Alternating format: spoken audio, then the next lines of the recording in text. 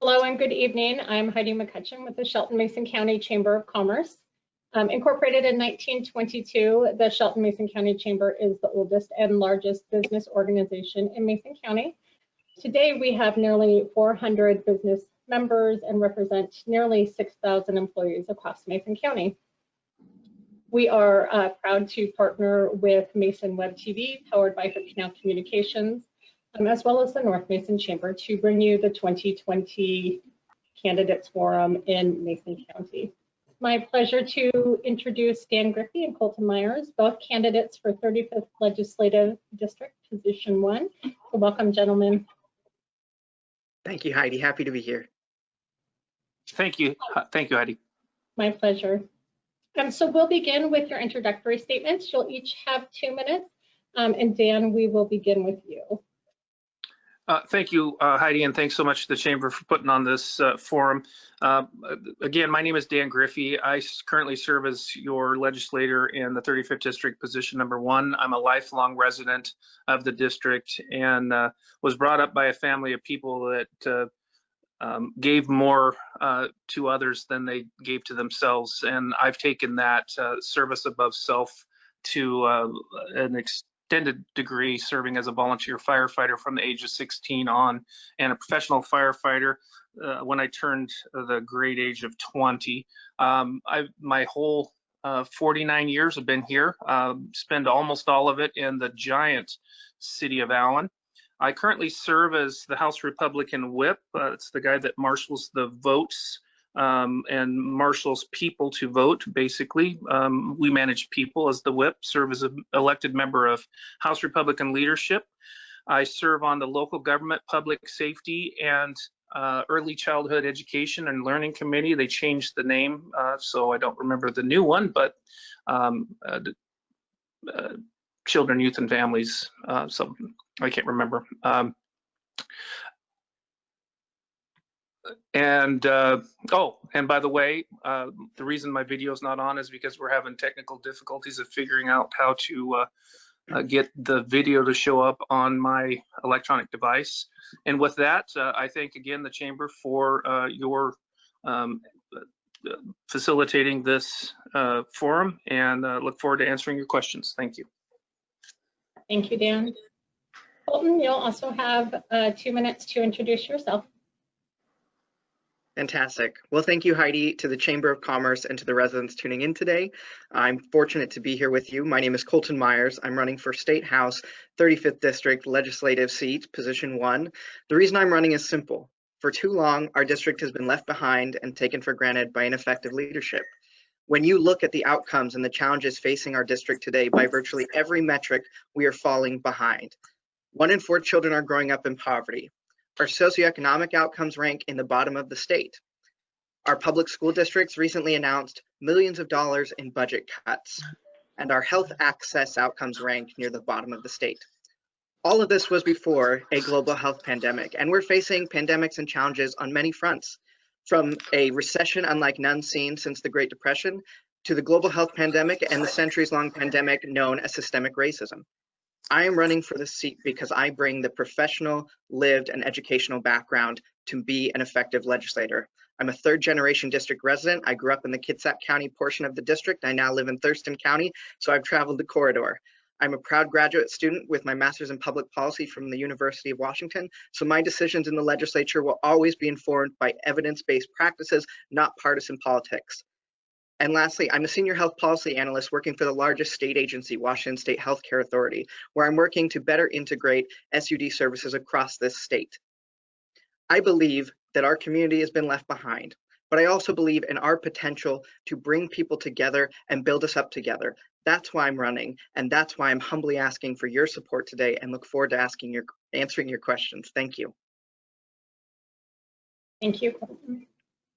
We'll now move into some of the questions that the Chamber has prepared for you. As Dan began with his introduction, we'll hear from Colton first on this portion. Colton, you'll have 1 minute to answer the question. Dan, you'll then have a minute to answer the same question. And Colton, as you responded first, you'll have 30 seconds to wrap up or respond if you so choose. So with Perfect. that, Thank you. the first question is, COVID-19 has initiated an exodus from urban areas, and we are seeing extensive build out of existing vacant lots across Mason County. How do you view this growth, and how does the current Growth Management Act appropriately address growth in rural areas? Colton, you'll have 1 minute to answer. Absolutely. Well, thank you, Heidi. I just want to start off by saying I'm very proud to know several of the folks who are actually working on studies for the Growth Management Act, some of my fellow alums from the Evans School. What I do know and can speak of with the Growth Management Act is certainly it needs modifications. We've seen a lot of changes and challenges facing Mason County, from housing affordability to our growth. There are certain components of the Growth Management Act that I certainly agree with. I think that there's elements built into the Growth Management Act that help make sewage costs and public utility costs lower. But I also think that we need to be smarter about our density planning. As you said, COVID-19 has certainly presented an exodus from urban areas, but we have to be mindful too that housing affordability and the housing crises is not just a Seattle-made problem. It's here in Mason County, it is here in Shelton, and we need to be doing more to mitigate it and be proactive about it instead of reactive about it. Thank you, Colton. Dan, you'll now have one minute to answer as well. And Dan, if you'll double check your microphone. All right, thank you. Can you hear me? Yes. Thank you, Heidi. The Growth Management Act very negatively impacts rural communities because it places the burden on rural communities to be the recreational areas, if you will, for the urban centers. And the biggest problems with the Growth Management Act is misinterpreting the act by our elected officials and appointed officials at the state level. In the preamble to the Growth Management Act, difference was supposed to be paid to rural communities with regard to economic activity.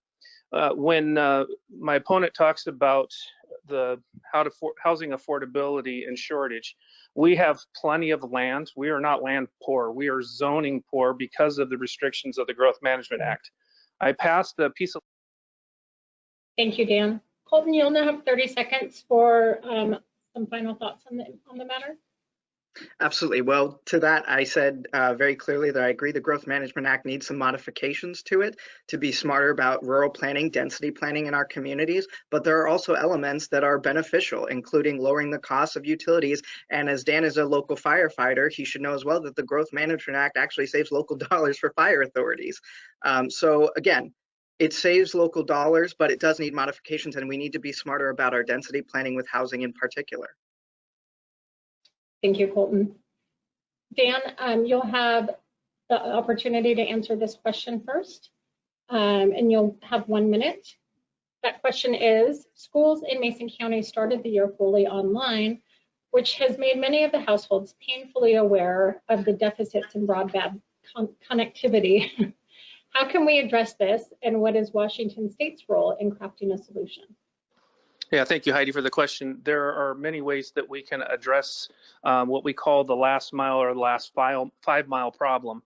The number one way is we can continue to fully fund the broadband office that's offering grants and low interest loans to do the build out to our rural communities. The other thing that I'm working on is to suspend the pole access or contact fees for the last 5 miles for 5 years to promote private sector investment in that build out. Now that is somewhat controversial, but if our local utilities are not collecting the taxes already, I don't think it hurts to do a suspension for an incentive to invest in that broadband build out. Thank you. Thank you, Dan. Colton, you'll have 1 minute to answer the question also. Sorry, I was muted there for a second. Thank you, Heidi. Well, I'm proud to say my little nephew just started kindergarten this year, and I've seen the challenges that face his teachers and the people that are having to work under these incredibly stressful conditions. And I give them my utmost, respect to the challenges that they're facing. Look, This speaks to the broader challenges that I've spoke to the 35th District. It should not have taken a global pandemic to realize that we have a broadband connectivity issue here in the 35th District. We should have been proactive about this, not reactive about this. I personally support the idea of broadband as a public utility. In my current profession at HCA, we are already talking about what the state's role is in expanding broadband connectivity. And quite frankly, I believe it's going to take a broad coalition of supporters, bringing the healthcare authority together when we talk about expanding telehealth medicine, and bringing other agencies together in looking towards a way in which we can expand broadband, make it a public utility, and realize it as an essential service as it so is. Thank you, Colton. Dan, you have 30 seconds for final thoughts on the matter. Yeah, so we have taken it very seriously. As a matter of fact, through the grants that I supported, our PUD3 was able to, and I am a major supporter of our public utility districts, especially those in Mason County. The PUD3 was able to do a major expansion to large swaths of the district, and I have been working on this issue, but the issue is a very big issue, and it's going to take a little time to get up and fixed. Thank you, Dan. Colton, you will have the opportunity to answer the next question first. And that is, the Chamber's mission includes our work to maintain a vibrant business community and to facilitate economic development. Can you please describe specific actions you would take as a legislator to help us meet our mission? Your answer should include what legislative actions you believe are needed. Absolutely. Thank you, Heidi. There are two things I immediately think of. One is we need to support our private sector and work on our partnerships. My good friend Jim Morrell, who is part of the Peninsula Credit Union, one of the only CDFIs in the region, has done a lot of great work with building economic capacity, economic mobility, and building social capital for people in our community that are economically distressed. That's one area where I hope we can work together. And certainly we need to be working with our federal partners too to guarantee more funds for our CDFIs, to guarantee more funds so that people can start up businesses in rural communities that are economically distressed and often left out of the decision-making table. To that, I will also say we need to have a labor agenda for our people. Facts have shown that when you raise wages, when you support collective bargaining rights, when you improve workplace standards and prevailing wage standards, everybody succeeds. And it's unfortunate that my opponent has routinely voted against collective bargaining rights, voted against raising the minimum wage. We create economic opportunity when we improve lives for everybody. Thank you, Colton. Dan, you'll now have 1 minute to answer the same question.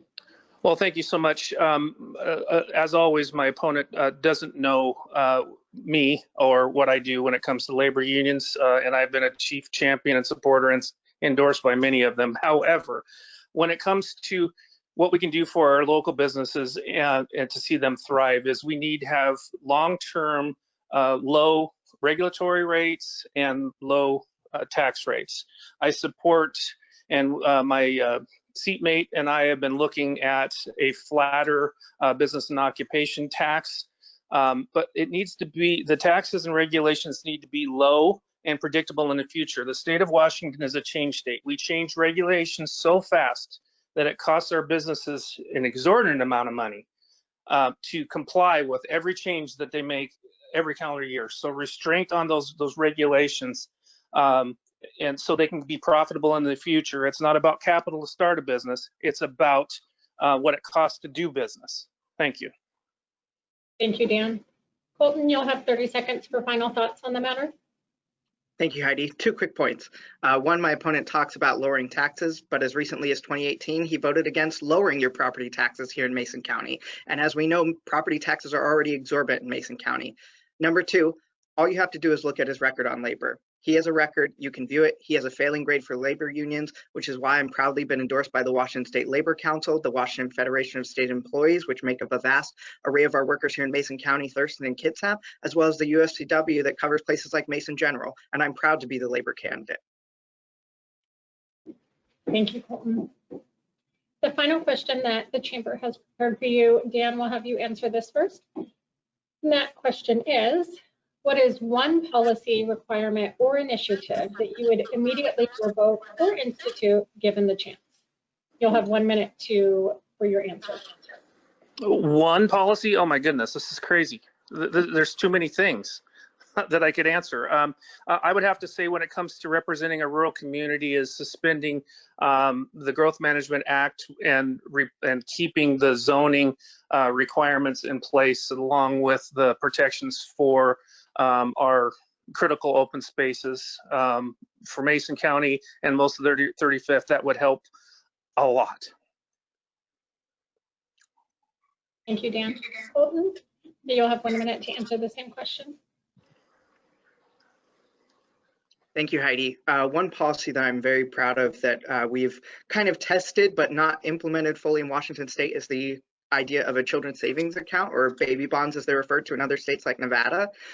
They build social capital, they build economic mobility for children, especially in rural communities. It creates capital for investing in a business, it creates capital for investing in housing, capital for investing in education, which, as we know, is becoming increasingly exorbitant. You know, as a young person myself, I recognize how out of control our housing costs have become, how out of control student loan debt has become. I've got my fair share of student loan debt.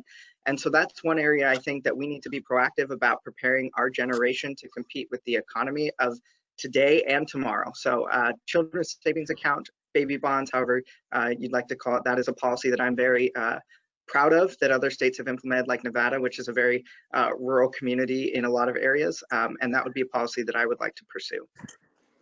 Great, thank you, Colton.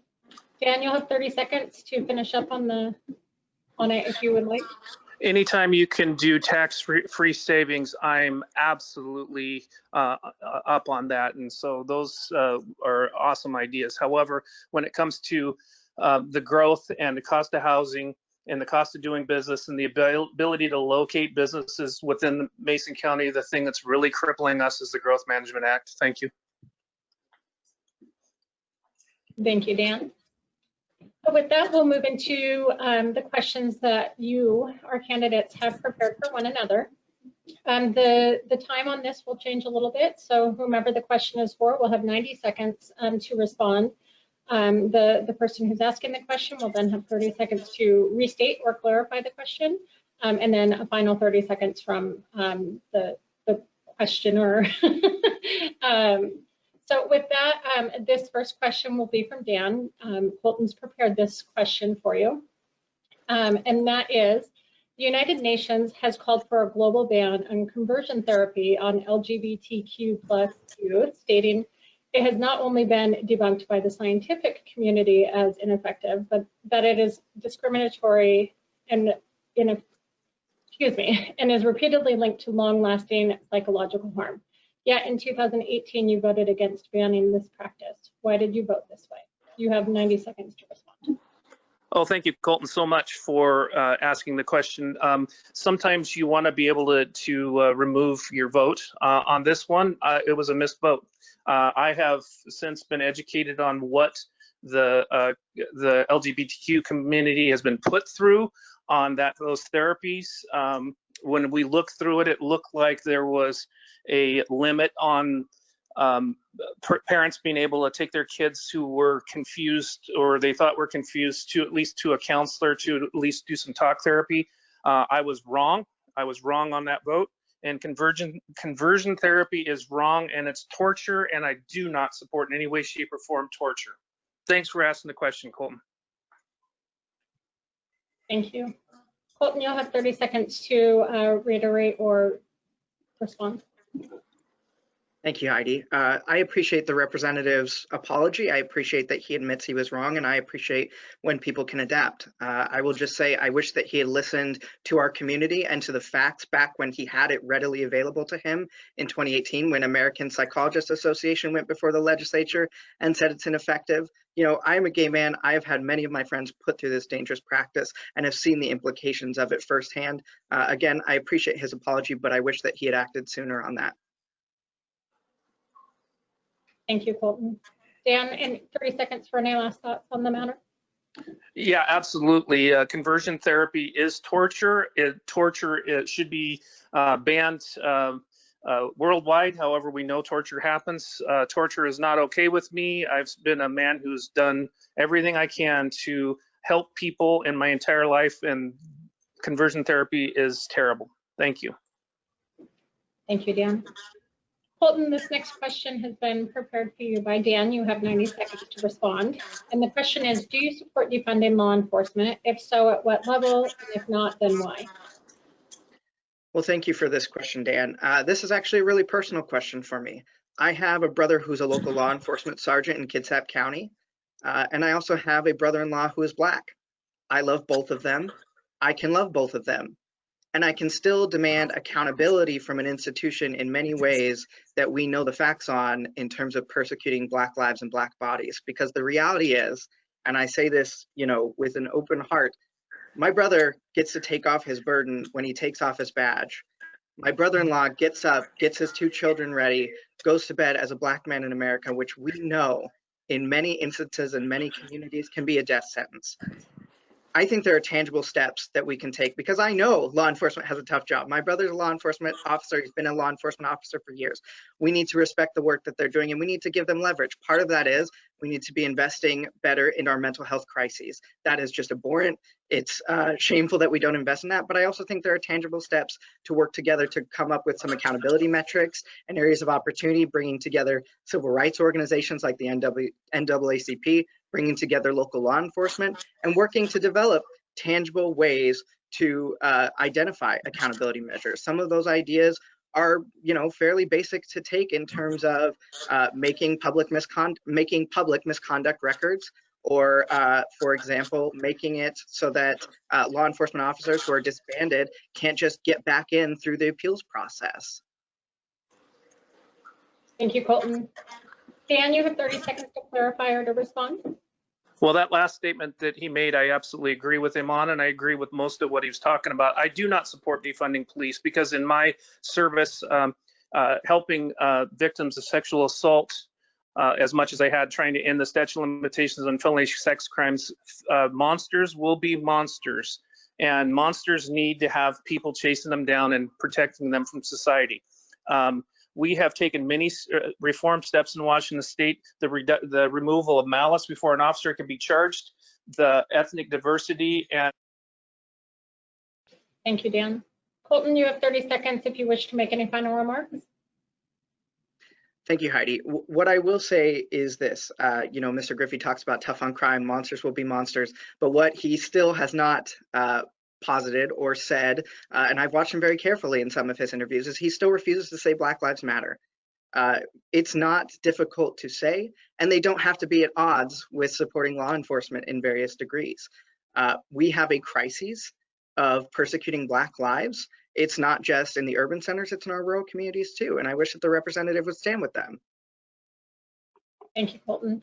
Dan, this next question has been prepared for you by Colton, and that is, many of your firefighter colleagues are on the front lines of this historic wildfire season. While forest management certainly plays a role, do you believe that climate change is intensifying these fires? And what is your plan to address this climate crisis? You have 90 seconds to respond.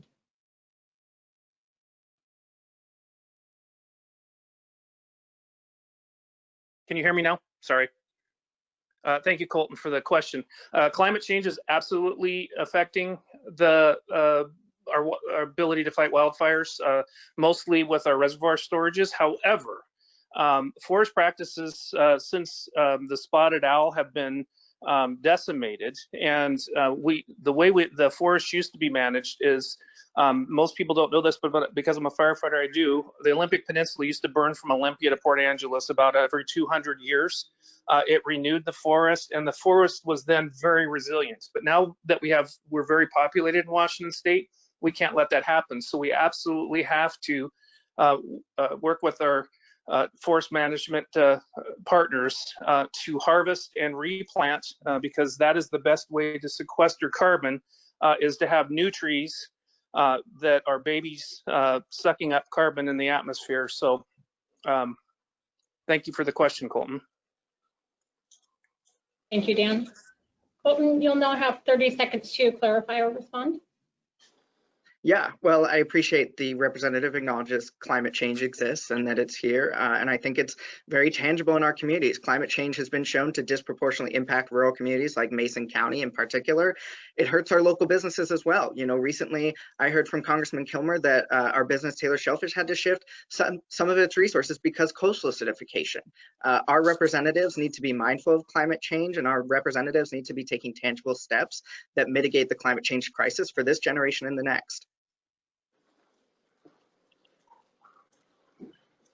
Thank you. Dan, you have 30 seconds for any final thoughts on the matter. Yeah, well, absolutely. It's how we do it.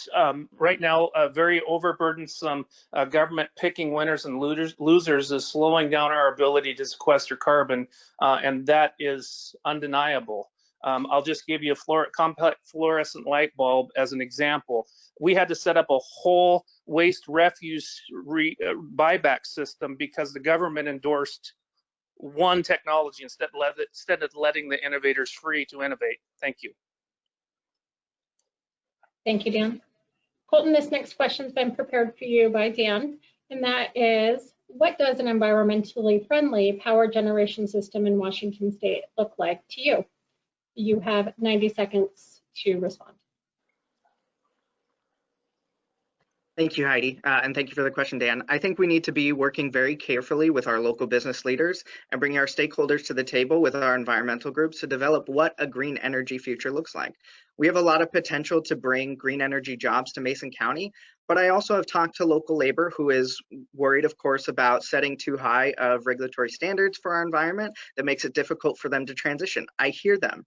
And I want to work with them. And I've told them that I will work with them in terms of bringing people to the table. That's something that I'm very proud of being able to do. You know, just as an example, I worked right here in Mason County during my capstone project to develop a strategic framework plan for the opioid epidemic. I worked with people from our county commissioners to our local law enforcement, to our firefighters, to our healthcare officials. I am someone who builds coalitions, who solves problems, and I want to work together with those people to build a clean energy future, because I do agree that we have a lot of potential to bring green energy jobs, green energy livable union jobs into Mason County, into our communities, which is, as I mentioned, economically depressed. And I think that as we look towards building a future, a green energy future, that we need to be looking at ways in which we can collaborate to find clean energy solutions and power generation systems that you know, mitigate this crisis and also help our communities adapt to the crises at hand. Thank you, Colton. Dan, you have 30 seconds to clarify or respond. Yeah, hydroelectric power must be recognized as renewable in Washington State. It is the most renewable resource that we have. Our windmills are not renewable. As a matter of fact, they are a toxic refuse stream. And battery, you look at, we are subjugating third world countries, mining cobalt and all those other things to build stuff. And it's all because government is forcing technologies instead of doing the deliberative and calculated work. Thank you, Dan. Colton, you have 30 seconds for final remarks.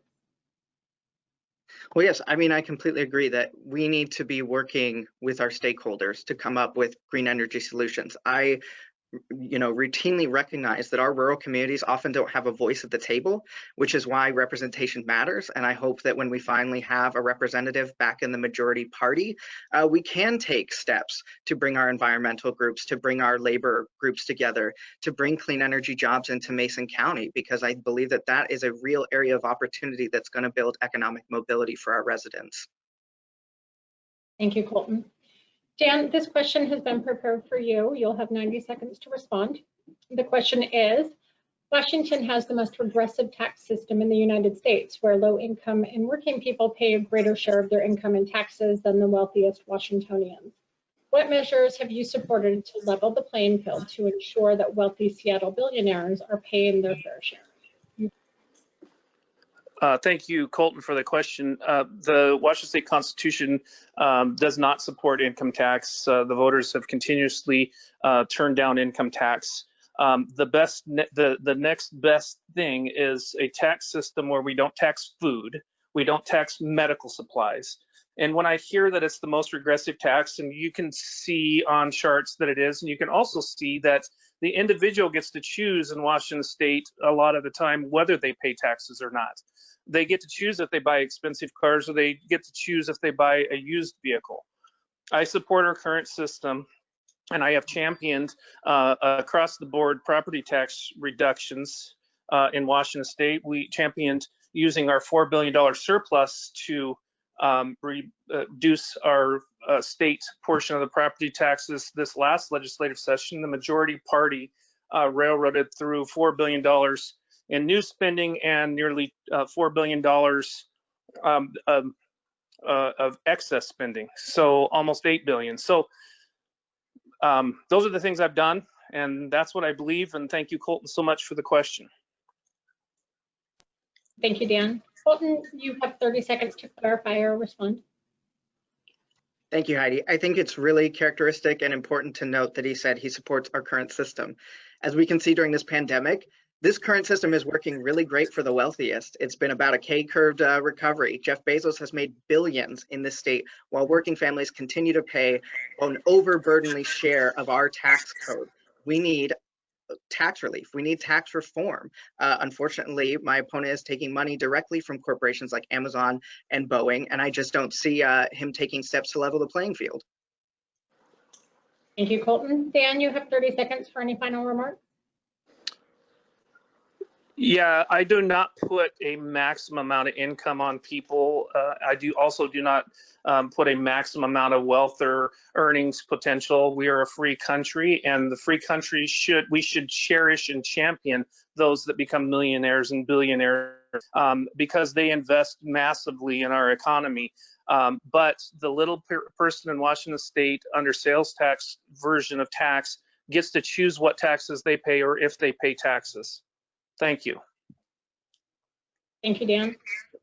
Colton, this next question has been prepared for you by Dan, and that is, how does the modern timber industry in Mason County affect the environment and the economy? Can the two thrive and coexist together? You have 90 seconds. Thank you, Heidi, and thank you, Dan, for that question. I do believe they can thrive and coexist together. You know, I have an uncle who actually works in the timber industry. What I will say, of course, is kind of what I reiterated in the previous question about the environment, which was we need to be working with our stakeholders to, you know, create an economy that doesn't leave out our, you know, businesses that have been part of our communities for decades. I mean, the city of Shelton and Mason County has built themselves as a timber community. And unfortunately, as we saw with a lot of the effects on that, our community is suffering economically.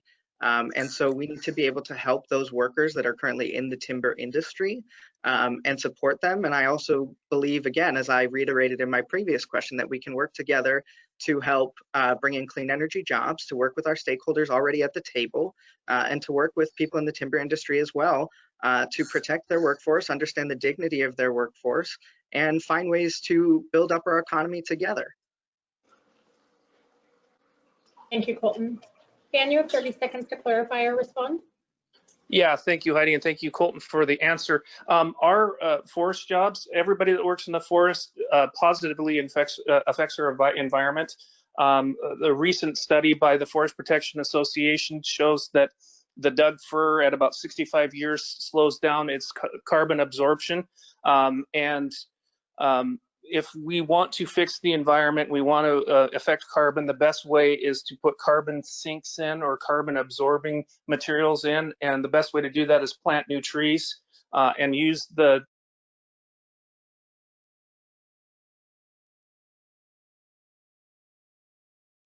Thank you, Dan. I believe that concludes the questions that you have prepared for one another. So with that, we will move into closing statements. You will each have 2 minutes to give your final statements. And with that, Dan, you will be first.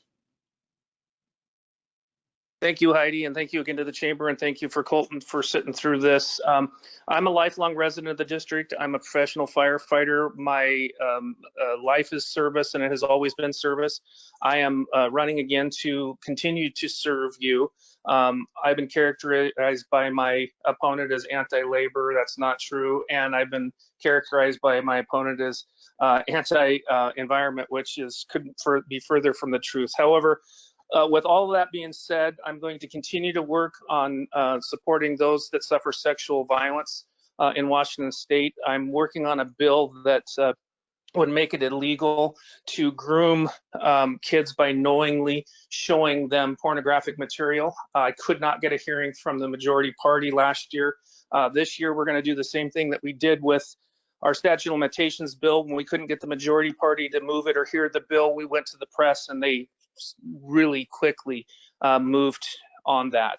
So I'm going to continue to work on those. I'm also going to work on regulatory relief for our businesses and a lower flattened curve business and occupation tax. And I'm working as soon as we get the state businesses open and running again, a tax break for everyone in Washington State by trying to lower the property tax, the state property tax that every Washingtonian pays.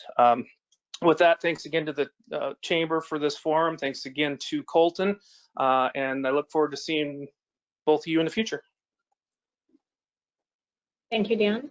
Colton, you'll now have 2 minutes for your closing statement also. Thank you, Heidi. Thank you, Dan, the Chamber, and everyone who has tuned in. I just want to say very, very quickly as well, the record is there. You can look at his record on labor, and you can look at his record on the environment. He has about a 12–14% lifetime voting record from the Washington Conservation voters on environmental policy. What I will say is what I said in the beginning. I mean what I say, and I will use my policy background to vote based on evidence and not be a rubber stamp for my political caucus. My opponent has routinely created an image of being someone who works across the aisle, who's in our corner, who believes we're stronger together. But if you look at the record, it's simply at odds with what he says. He's routinely voted against working families, voting against paid family medical leave, raising the minimum wage, improving collective bargaining agreements. He's undermined the diversity of our community, voting against more than 1,500 DACA dreamers in our community. And again, while I appreciate his apology on conversion therapy, he still cast that vote. And he's voted consistently with his party, even on widely bipartisan legislation, including uninterrupted rest and meal breaks for our nurses and frontline hospital caregivers, who we know are vitally essential during this pandemic. I'm running because I care about this community. This community is my home. It instilled in me the values that bring me here today. As I mentioned, I believe firmly that we have been left behind and taken for granted. And I'm hoping to bring my lived experience, my political policy experience, and my personal professional experience to bring necessary change in our community, to bring economic mobility and recovery to a community that has been left behind, to bring in good livable wage jobs, to finally fund our public rural education and special education, and to improve our healthcare access and outcomes, including our telehealth and our behavioral health services. I'm running in this race because I believe truly that we are stronger together, and I'm humbly asking for your support to help us bring in a new generation of leadership. Thank you. Thank you, Colton. This concludes our forum for the 35th Legislative District, Position 1. I wish, well, thank you both for participating, and I wish you both the best of luck. Thanks again. Thank you so much, Heidi. It's my pleasure today to introduce to you Marilyn Strickland and Beth Daglia, candidates for the 10th Congressional District. Welcome, ladies. We'll begin with your introductory statements. You'll each have 2 minutes. And Marilyn, we'll begin with you. All right, well, thank you very much to the Shelton-Mason Chamber for hosting this forum. My name is Marilyn Strickland, and I'm here tonight because I would like to be the next member of Congress to represent the 10th District of Washington State. I am the former 2-term mayor of Tacoma. I'm the former CEO of the Seattle Metropolitan Chamber of Commerce. And what I've learned during the last decade is that communities are stronger and work better when business and government in all sectors can come together. And I take pride in the fact that I have proven leadership, especially during a crisis, because I served as mayor of Tacoma just coming out of the last recession. It's why we were able to pass the largest infrastructure package in the history of the city, which hadn't been passed in 40 years. It's why we were able to raise the minimum wage and pass paid sick leave. It's why we focused on our small business community, because we know that that is the backbone of every single economy. So as I look to the future and what we're facing today, it's a pandemic, it's an economic crisis, and we have social unrest in many communities because of racial injustice.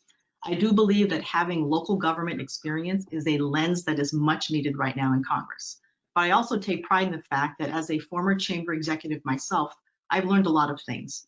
Chambers of commerce represent small businesses. 80% are often members of chambers. We also know, however, that we have to make sure that the business climate allows businesses to succeed, to hire people, and to really work with every single sector to work on some of the biggest challenges that we face in all of our communities. I believe that my proven leadership in both the public and private sector, the ability to work with all people across all sectors and even across the aisle, really makes me the best suited for this particular position. I've also learned this: every community's economic ecosystem is different. Tacoma is different than Olympia, than Tumwater, than Puyallup, than Shelton. But we do know that things are important to all of us. Tourism, the ability to have an economic ecosystem that works for all of us. And this is how we improve people's lives and make sure that all of us have a chance to thrive and be successful in every respective community. Thank you so much for the opportunity to be here today. Thank you, Marilyn. Beth, we'll hear from you now. You have 2 minutes for your introductory statement. Well, thank you for having us today and for organizing this forum.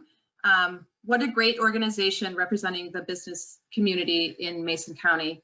I really appreciate the opportunity. I am Representative Beth Dolio, and I currently represent the 22nd Legislative District in the state legislature, where I've lived for over 2 decades and raised my family. This race is a critical opportunity to elect a leader with a proven track record of collaboration and working both sides of the aisle to get things done for this region. That is my record in Olympia and as a community advocate. That's why over 140 elected officials and 50 of my colleagues in the legislature have endorsed my candidacy, because they know that's the approach we need in Congress. As a state representative, I work closely with the local chamber here in Thurston County and the Economic Development Council through the Thurston Shared Priorities Partnership. This partnership identifies the top legislative priorities for the business community, whether that was investing in the ag part in Tenino, or supporting the Craft Distillery District in Tumwater, or broadband investments across the state, or transportation planning to relieve I-5 congestion. I fought tooth and nail and delivered. You know, when we shut down back in March to stop the spread of COVID-19, I worked with the partnership to ensure that the impacts to small businesses that they are seeing on the ground, like the childcare crisis, the inequities in broadband, the need to eliminate regulatory barriers for business survival, was clearly conveyed to the governor's office to help shape CARE's funding priorities. Now, touching on specifics to Mason County, as vice chair of the capital budget, I worked to ensure the state funding for the Shelton YMCA and personally inserted language into the capital budget that saved the Y more than $150,000. That's why the Y CEO, Kyle Cronk, has endorsed me, because together we're creative in leveraging dollars and in saving dollars. That's what you can expect from me as your member of Congress.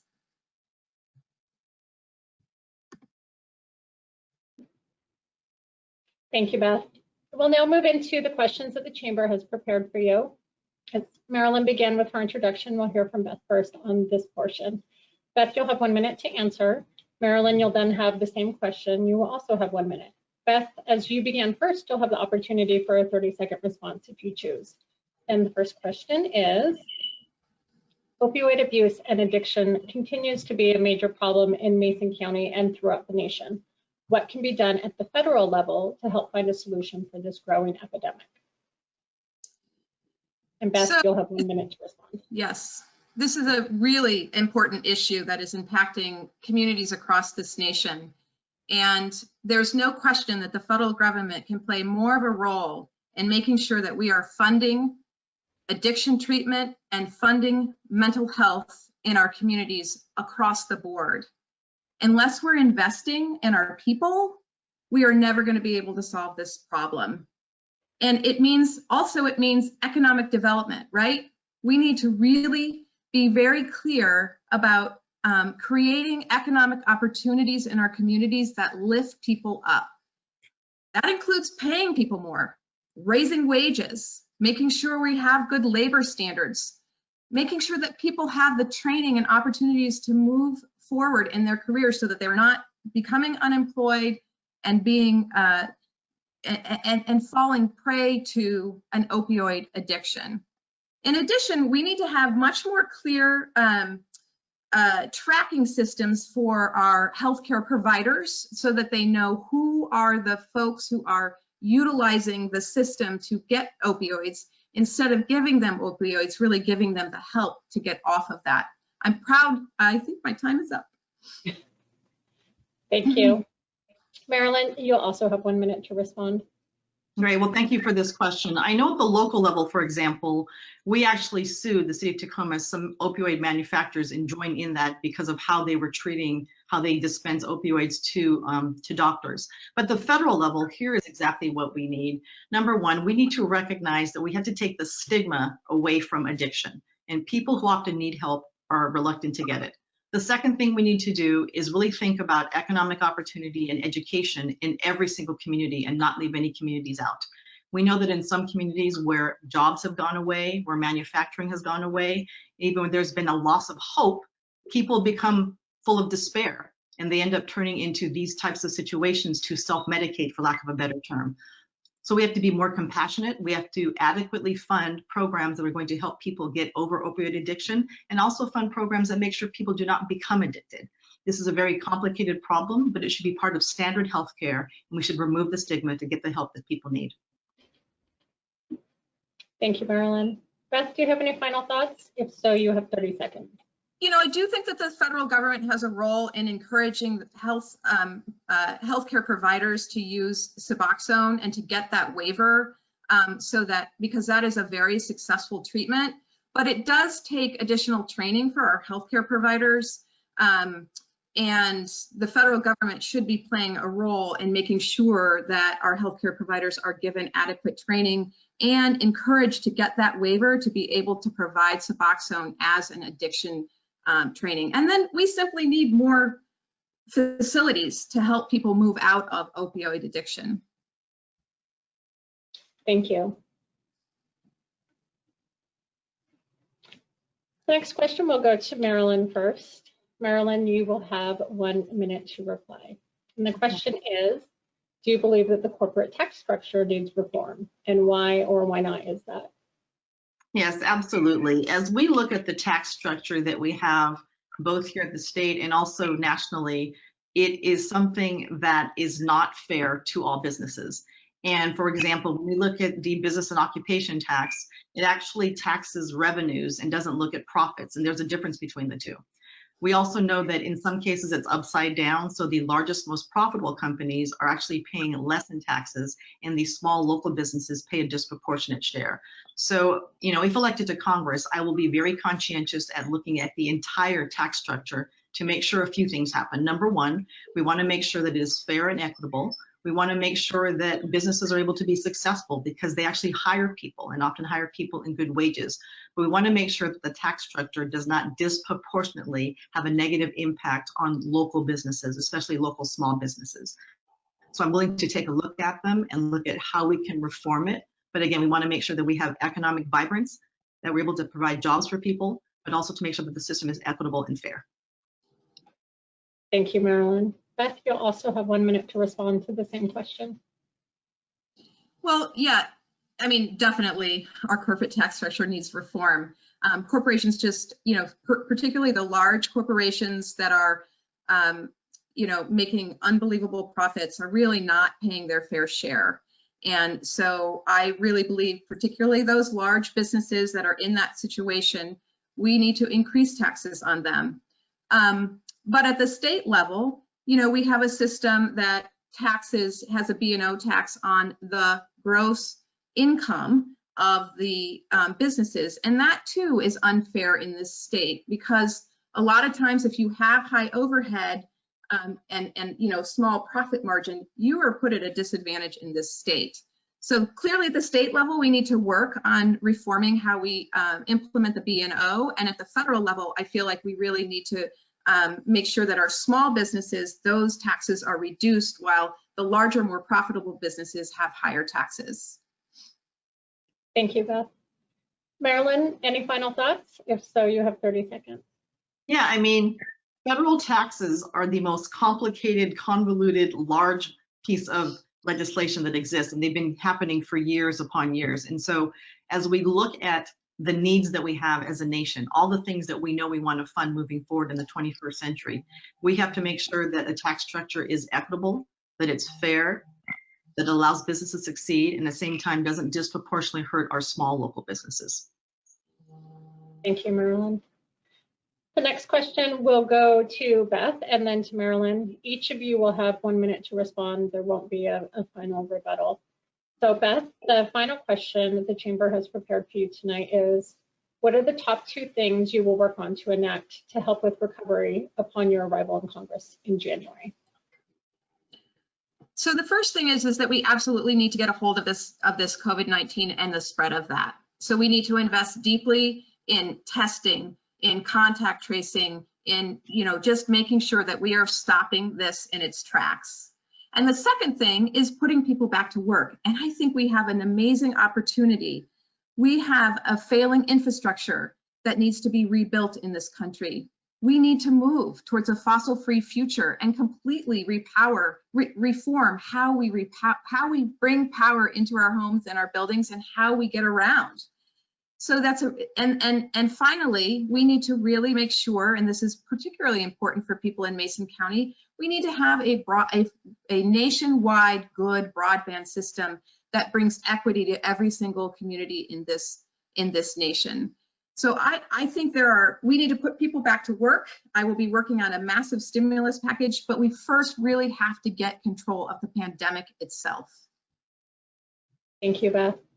Marilyn, you also have 1 minute to respond to the same question. Great. Well, if you go to my website, stricklandforwashington.com, I actually have a 5-point recovery plan about how we recover our economy and come back. And the first thing we do have to do is get control of this virus. Without a sustained national plan to deal with this pandemic, we're not going to have a full economic recovery. And I say that for many reasons. So much of our economy depends on people feeling safe showing up. That's related to tourism. It's related to coming to events, it's related to going to school, and it's related to coming to work. And so we have to get that pandemic under control so that people feel comfortable getting on planes again and enjoying tourism, the very things that we know Mason County depends on a lot for its economy. The other thing that's important too is really looking at how we put people back to work, investing in small businesses, rebuilding infrastructure for transportation, for utilities, for clean energy, and yes, for broadband. So I'm ready to get to work to do those things. I have the experience as mayor to work on an economy that was struggling, and I'm proud of what we accomplished. So thank you for this question. Thank you. And thanks to both of you for answering those questions. Now I'll present the questions that you have prepared for one another. Marilyn, I'll begin with the question that Beth has prepared for you. You will have 90 seconds to respond. Beth, you'll then have 30 seconds to clarify or reply. And then Marilyn, you'll have 30 seconds to give your final thoughts on the answer. With that, the first question is, a few years ago, you supported building a plant in Tacoma that would have produced methanol. Given the recent crisis of air quality in our region just experienced, do you still think it would have been a good idea to build that plant? Yes, so thank you for that question, Beth. So when the Washington State Department of Commerce presented that project to the Port of Tacoma, it was presented as a clean energy project. And I'm proud of the record that I have working on environmental issues. It's why, as mayor of Tacoma, I supported rejoining the Paris Climate Accord, because we know that climate change is real, it's a real threat, and it's a global threat. It's why I was proud to serve on 2 transit agencies to try and get more mass transit built to get people out of cars, because we know transportation is the largest source of greenhouse gas emissions. It's why we invested in solar and increased solar usage by 26% in the city of Tacoma, because we know that we have opportunities to have different forms of energy. So as I think about this particular project, it was something that was brought to us by the Washington State Department of Commerce. It was something that was going to have a full environmental and thorough review. But I think it comes back to this. I'm ready to get to Congress to work with President Biden and work on his clean energy plan, which puts people back to work, which reduces carbon emissions and really makes us a leader again in the United States when it comes to how we deal with global warming. These are important projects, and they deal with infrastructure, putting people back to work, doing it in a way that is just and equitable so that we don't put people out of work and keep them from making a decent living and having good benefits for their families. But I'm excited about the Select Committee on Climate Change, the work that's going to happen in Congress, and I'm ready to roll up my sleeves and do that work for the Puget Sound, including working on cleaning up the Puget Sound itself. Thank you, Marilyn. Beth, you have 30 seconds to rephrase or respond. Well, this was the world's largest methanol plant that was proposed for Tacoma. And Mayor Strickland, at the time she was Mayor Strickland, came out and was very much in favor of that without really doing her homework about the air quality issues that the plant would bring to the community, without consulting with the tribes who were very much opposed to this. And the community really rose up, and over 16,000 people opposed this. And she really wasn't listening to her community in this instance. Thank you, Beth. Marilyn, you'll also have 30 seconds for your final thoughts on it. Yes, absolutely. So, as I said earlier, this project was brought to us by the Washington State Department of Commerce as a clean energy project. And it received a lot of attention because the Port Commission was working on it. I was supportive of it because it was a clean energy project. And the thing that didn't happen, unfortunately, is that the project didn't get a complete thorough vetting. And also, too, the people presenting it didn't do a good job presenting it. So the project was withdrawn from Tacoma. But I think that in any type of project, you follow the science, you do the complete vetting, and you give the regulatory agencies a chance to do the work. And that's what I was willing to do. Thank you, Marilyn. Beth, this question was prepared for you by Marilyn. Her first question is, at a recent candidate forum, you said that you would have probably voted against the recent coronavirus relief package passed by Congress. Why? So there's no question that what was in the HEROES package was absolutely vital, and it is just unconscionable that the Senate hasn't acted to pass a recovery package, a HEROES package like the House passed. It had so many good things in it, and on the whole, I supported it. There was a part of the bill that would have eliminated pensions, would have reduced pensions. And I feel like working people who are promised pensions and who work all of their lives, knowing that they have, a projected pension that they are supposed to receive at retirement, that they should earn that. And there was a part of the bill that addressed that and took those benefits away. And that was of a very big concern to me. But on the whole, all in all, lots of amazing things in that bill. And it's hard to say what I actually would have done. Thank you, Beth. Marilyn, you'll have 30 seconds to rephrase or respond. Yeah, I think that this really shows a contrast between me and my opponent, because people need help and they need it now. And sometimes you're not going to get every single thing you want in a piece of legislation, but you have to look at the greater good. This was trillions of dollars to help cities, states, first responders, teachers, frontline responders, and families who desperately need help. And when there's an emergency, we sometimes can't look for perfect. We have to look for what's really good. And Beth just said this was a really good package. And so as we look at how we legislate moving forward, people need help. Thank you, Marilyn. Beth, you'll have 30 seconds for final thoughts. Yeah, it's really challenging to say what you would have done. I would have been in there working to change that, to make an amendment, to really push for changing that piece of it. So, I don't know, honestly, what I would have done. I probably would have voted for it if I had had an opportunity to try and change that particular piece of it. And it is an ongoing question, that they're doing a bill today, I believe, another HEROES bill, as another good faith effort to try and get the Senate off their duff to actually help our communities. Thank you. This next question has been prepared for Beth by for Marilyn by Beth. Marilyn, you'll have 1 minute to answer this question. There are some who believe that unlimited corporate contributions are hurting our democracy. You voted against a resolution opposing the Supreme Court's decision that allowed these unlimited corporate contributions. Do you regret that vote? Yeah, that's a really good question. So as a person who's campaigning for Congress and the amounts of money that we have to raise to be viable, I completely support getting rid of citizens. I support any Citizens United because I support campaign finance reform. The disproportionate amount of time that we have to spend trying to raise money keeps us from thinking about policy, speaking with the people we want to represent, and doing the kind of work that people want us to work. Now, at the time on the City Council when I opposed this, it was me not wanting to be a hypocrite because we have to go out and raise money when we run for office. And I knew that I was going to go into a campaign season. And so for me, it's not because I support Citizens United, it's because I didn't want to be a hypocrite knowing that I would have to go out and raise money myself to try to run for office for re-election. With that said, moving forward, I fully support campaign finance reform. We need to get rid of dark money in politics. We need to be transparent about it, and it shouldn't require so much time as candidates to go out to have to raise money to be viable and to win elections. Thank you, Marilyn. Beth, you have 30 seconds to respond or rephrase the question. Well, I think, by saying you support ending Citizens United and at the same time saying you need to take corporate contributions in order to fund your campaign, that's a little hypocritical. Either you're going to take, and you've waffled on it, whether or not you're taking corporate PAC contributions or not. It's unclear what you're doing in your campaign. This is a really important issue given how we are funding, it's all individuals from my perspective, right? And so anyway, my time's up. Thank you.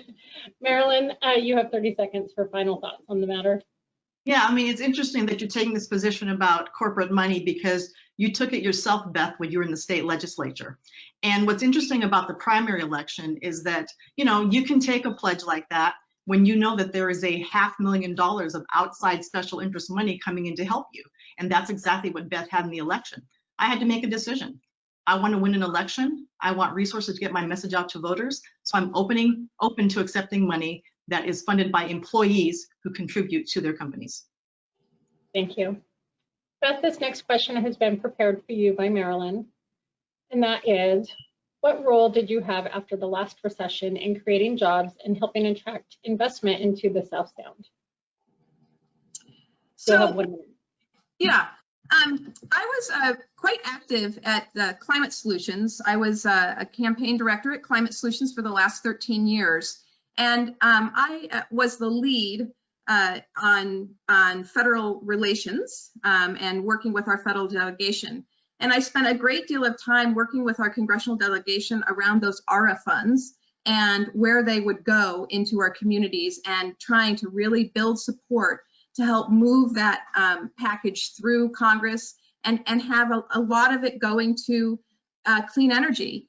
And we have seen clean energy is the fastest growing sector of jobs across this nation. And a lot of that came from that package, from that ARA package that was put together after the last recession. Thank you, Beth. Marilyn, you have 30 seconds to rephrase or respond. My response is just going to be compare the records of who created more jobs. When I was at the city of Tacoma as mayor, we invested in infrastructure, in transportation. We opened a minority business development association, and I have spent my whole career fighting for jobs, opportunity, fairness, and economic security for all people. So I'm proud of my record of working with large groups of people to create jobs, cross-sector collaboration, working across the aisle. And at the end of the day, we want people to go to work in jobs that pay well and have economic security. That is really what we're striving for. Thank you.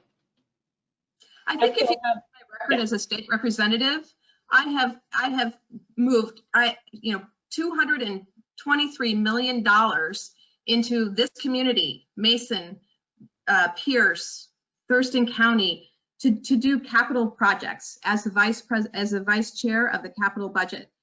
I passed a bill that requires retrofits of our existing commercial buildings, $75 million to create jobs there to do those retrofits. a solar bill that provided incentives and created jobs across this country, across this state. Thank you.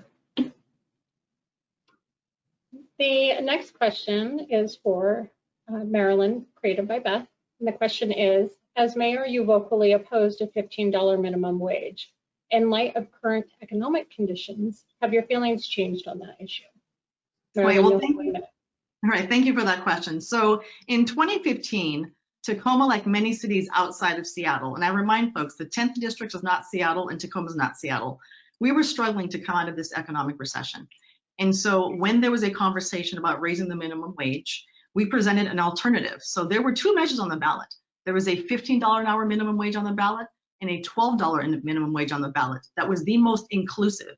70% of the voters in Tacoma chose the $12 option. And it was the most inclusive. It excluded no one. And for 2 years, the city of Tacoma had the highest minimum wage in the entire state. And we knew that the state of Washington was planning to put something on the ballot to increase the minimum wage. And it's interesting to me because what they chose to do was not $15 an hour. It was $13.50. So we made the right choice for our community because every economic ecosystem is different. It was good for workers, it was good for small businesses, and it was the highest minimum wage in the state of Washington for 2 years, and the voters agreed. Thank you, Marilyn. Beth? So, you know, there's a national movement to increase the national minimum wage. It hasn't been increased in over 10 decades now, in over 10 years across this nation. And, you know, Seattle had raised it, and it wasn't just Seattle. It was also SeaTac, who actually has the highest minimum wage along with Seattle now in this state. And Tacoma had an opportunity, you know, raising the wage and being out there and figuring out how you could get the highest possible minimum wage in Tacoma. You had an opportunity to lift Thank you, people. Beth. Marilyn, you'll have 30 seconds for the last. Yes, absolutely. So as far as raising the minimum wage, it is now 2020. And moving forward, we do need to raise the minimum wage nationally. Absolutely, I agree with that. And I do support raising it to $15 an hour. But back in 2015, I had to do what was best for my entire community. And I want to make sure people understand this distinction. There were two measures that voters chose from. They chose between a $15 an hour minimum wage and a $12 an hour minimum wage that took place in 2 years. The voters in Tacoma chose, 70% of them chose the $12 an hour option. Thank you, Marilyn. Beth, this next question's been prepared for you by Marilyn. The question is, what do you say to people in the South Sound who have health insurance through their employer and are worried about losing it if your Medicare for All plan becomes law? You have 1 minute. Well, you know, I think that people don't really like their plan as much as they like their physician. And Medicare for All does not mean that you're going to be, you know, losing your plan. What it means is that it's a different way of funding it. It means that it's not going to be tied to your employer. Instead, your employer will be able to work on wages and labor standards instead of worrying about how they're going to get health insurance to their employees. So Medicare for All is not about kicking people off their plans. It's about opening things up. Right now, you're in network or out of network. You have to choose. Sometimes you change employers and you have to get a new plan, and then you have to change your provider. We had a streamlined Medicare for All single payer system. All of those issues would go away. So I would say to people in the South Sound, you're going to be a lot better off with a much simpler system like Medicare for All. Thank you, Beth. Marilyn, you have 30 seconds. Great. Thank you. So healthcare is a human right, and every person who lives in the United States should have access to affordable, accessible, and equitable healthcare. And instead of getting rid of something, let's build on what works well. The Affordable Care Act covers 20 million people who didn't have it, and we can expand it. We can add a public option so you're not tied to your employer to get healthcare. We can lower the eligibility age for Medicare, and we can raise the age where kids can stay on their parents' plans. By doing those things, we can cover a lot of people and not necessarily tether people to their jobs to get healthcare. Beth, 30 seconds for your final response on the matter. Look, there's 70 million people who are uninsured or underinsured prior to COVID. And now that number has grown to, 90 million people. This system needs to be changed.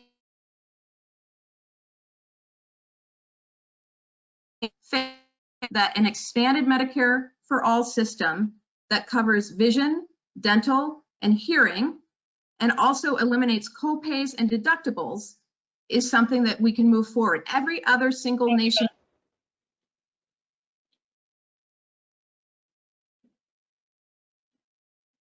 Did we lose her?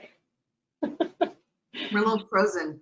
Yeah, we'll have to splice this. Oh, they're back. Okay. So luckily you got in the final word before we froze up. So we'll just cut that portion of it out. Okay, so we have, okay, I'm going to get back to my professional self now. Well, thank you, ladies. That concludes our candidates' questions for one another. With that, we'll move into closing statements. Beth, we'll hear from you first. You have 2 minutes. Okay, great. Well, thank you so much. In my time as a legislator, I have helped drive, like I said, $223 million in investment to our region, including the new Shelton YMCA, expansion of transportation solutions, housing, and direct investment in Mason County broadband. Mason County wasn't in my district in the legislature, but it didn't stop me from fighting for improvements that help businesses and local families and which make our entire region stronger. I also have been a strong advocate for our environment, working over the years with Taylor Shellfish and earning the support of Camilchi Sea Farms here locally and the Squaxin Island tribe. Now I'm running for Congress to continue providing leadership our community can count on. Leadership that listens and acts when constituents come with challenges or new ideas, like I did with the Shelton Y. Leadership that recognizes small businesses deserve to be heard in Washington, D.C., not just the large ones. In Congress, I will fight for a bold new infrastructure package, including record investments in our local communities to strengthen our buildings, our transportation network, protect clean air and water, move to a fossil-free future, and create millions of jobs. I'll work on economic reforms that give local businesses a fair shot and make sure they have access to capital and a strong workforce. And I'll make sure that this COVID-19 recovery is equitable, that everyone's voice is heard, and that investments go where they are most needed. I'm not just talking about these things. My record proves I can and will do them. This election is a choice between local priorities and the status quo in Congress, which wasn't working for our community before and certainly isn't working now. Would love for you to visit my website, bethdoleo.com, to learn more about my campaign, my experience, and my priorities. And above all, you can trust that I will always listen to you. My door will be open because by working together, we can make real progress. So thank you again for putting this together, and please reach out with your questions, ideas, and experience. I always say I can only be as good of a public servant and legislator as my constituents help me be. And I want to be the best representative I can be for our entire community. Thank you, Beth. Marilyn, you have 2 minutes. Thank you for the opportunity to be here today and to host this forum. When I declared I was running for Congress back in December, my very first field trip was with the Mason County Shelton Chamber, and I met with some of the board members and executives just to find out what some of the challenges were. And as you look at different communities throughout the entire region, Mason County and Shelton have an incredible opportunity here. We know that there is a big tourism element. We know that there is a big shellfish element. We know that gaming is a big part of your economy. And we also know that there are local small businesses that need a better chance to thrive. The other thing that's incredibly important here too is workforce development. I heard that loudly and clearly. Having a workforce of the future to take some of these jobs where people are going to be retiring soon. When I look at Shelton and Mason County, I see opportunity in healthcare, in telemedicine, in manufacturing, and just doing the things that are possible to revive an economy. And this is because an economy is an ecosystem of businesses of all sizes. Some of the larger legacy businesses provide customers who have the means to shop at small businesses. And we also understand too that there is a homeless crisis that I saw in full color. And we know that when it comes to housing, we sometimes forget that the housing availability and the stock of housing and not having enough is prevalent in every single community in this district, including Mason County and including Shelton.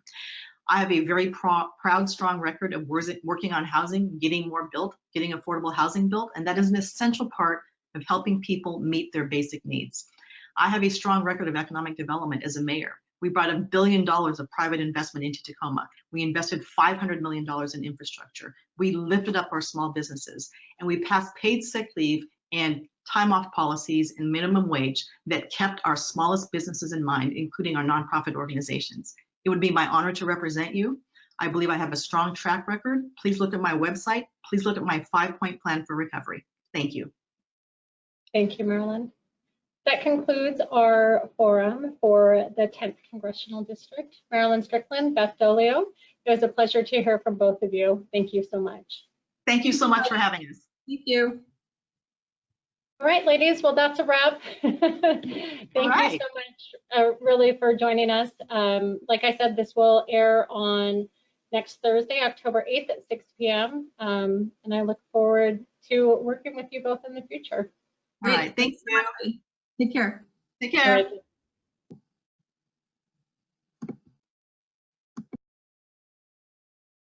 Tonight we have with us Drew McEwen and Darcy Huffman. Welcome. We'll begin with your introductory statements. You'll each have 2 minutes. Darcy, we will begin with you. Awesome. Thank you so much to the Mason County Chamber and Heidi for moderating this opportunity. You know, in my opponent's voter guide statement, he says that he thinks that now is the time for experienced hand on deck. And he thinks that since he has 8 years of experience in the legislature, you should vote for him. So I have 2 questions for the voters of the 35th. So what is the most important, electing legislators with living experience or maintaining career politicians? And the second one is, what has Drew's experience done for you?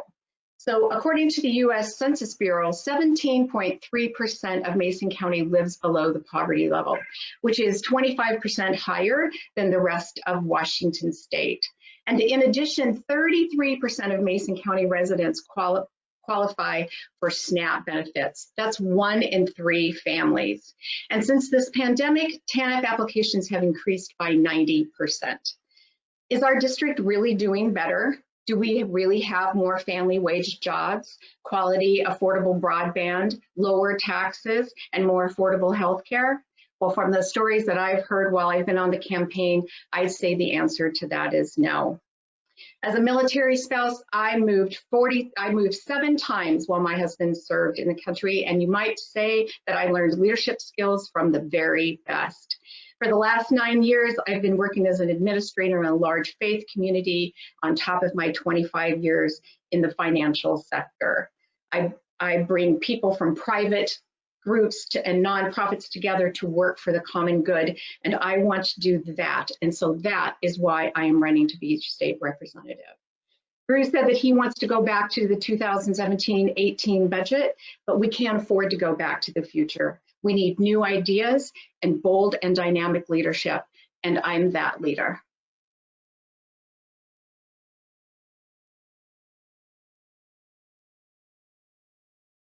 Thank you, Darcy. We will next hear from Drew. Drew, you will also have 2 minutes to introduce yourself.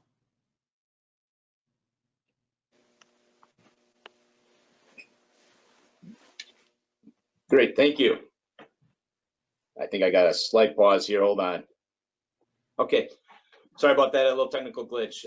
Again, thank you to the Chamber for hosting this. It's a great opportunity to talk to voters and let them hear from both of us, and I greatly do appreciate the opportunity to have this dialogue. It's been an honor to represent you over the last 8 years, and I look at the accomplishments we've had and how much work we still have left to do. And on my background, I came out here via the Navy in the mid-90s, served in the nuclear submarine force, and when I got out of the Navy, I went into the business field, and I've been in that since 1998, founded my company in 2001. And I'm very proud of that, and that has afforded me the opportunity to, over time, invest in other businesses in our district, you know, whether it's the restaurant industry or real estate within Mason, Kitsap, and Thurston counties. That's given me a great hands-on experience, and I think one of the things that's greatly lacking in Olympia are folks that have signed the front of a paycheck, and I've done that.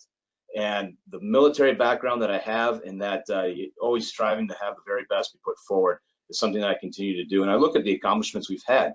We've done reforms to K-12 on a bipartisan basis. We've had significant capital improvement budgets, capital improvements done in our district, whether it's the sewer in Shelton, the sewer extension in North Mason, going into Kitsap, revitalizing the Turner Joy, the soccer fields in Thurston County, the Deschutes Hatchery and the Deschutes Brewery that is now part of the Puget Sound Community College. We put a lot of investments in that just were not existing before. And I'm very proud of that work. We've still got work to do. Ensure we have a strong K-12 system, that we're accountable to you, the taxpayers, for the money that you send to us, and that we continue to push forward to have a strong economy. And I look forward to continuing that bipartisan track record and representing you in Olympia. Thank you.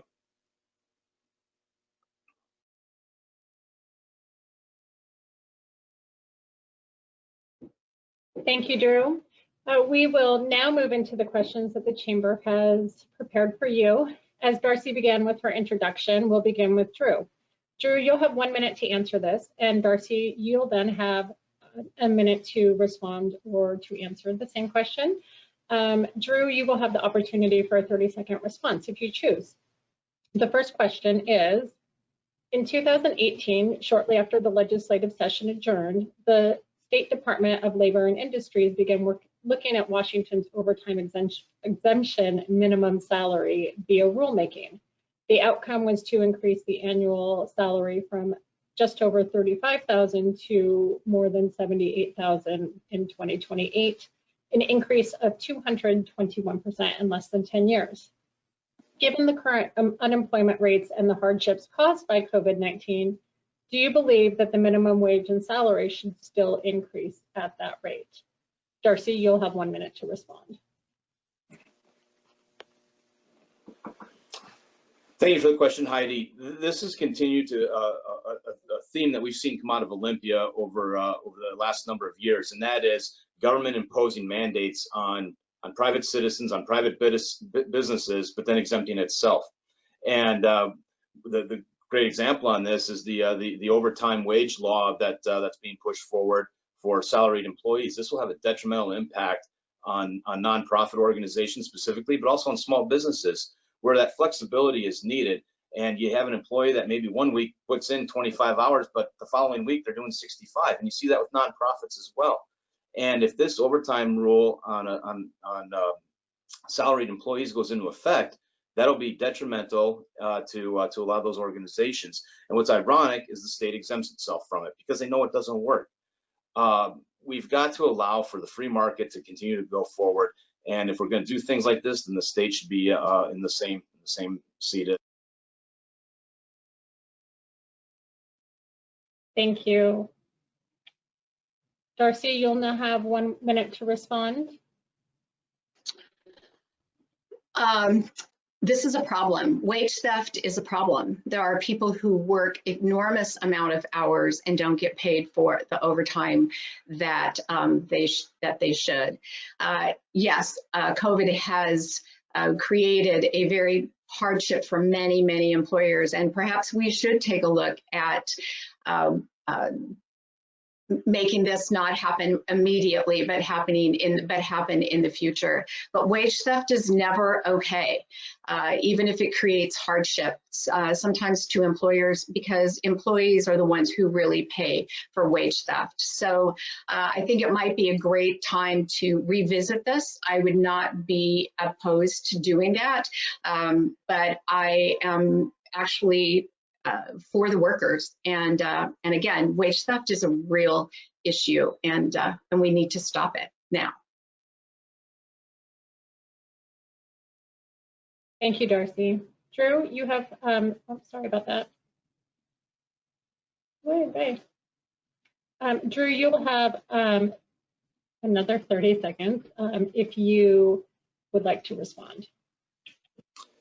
Yes, thank you. And again, I think that shows the disconnect that we see from the Democrat Party in this state, and that is throwing on mandates in the private sector, but exempting itself at the state level, and expecting somehow that that's going to work itself out. As a business owner, I can tell you again that flexibility is so needed. I've got an employee that, at times will work very minimal hours, and the following week works a significant amount. And having been on the board for the Chamber of Commerce as an example, we know that those hours fluctuate greatly. And you have to have that flexibility, and the state's taking that away and again exempting itself, and that is just not a touch approach. Thank you. The next question that we've prepared tonight, Darcy, we'll have you answer first. You will have 1 minute. Next year is a budget year in Olympia. There will surely be dozens and dozens of individuals and groups in your office with requests. What is your #1 priority for funding Mason County? This can be either capital or operating. Great question. Well, we are required by law to fully fund our education. And unfortunately, education always takes a hit when we have downturns like we've had right now. So funding our education will be my #1 priority. We are going to need to have some extraordinary funding with kids staying at home, with teachers not being able to see their kids. This is an unprecedented time, and now is not the time to be cutting our education budget.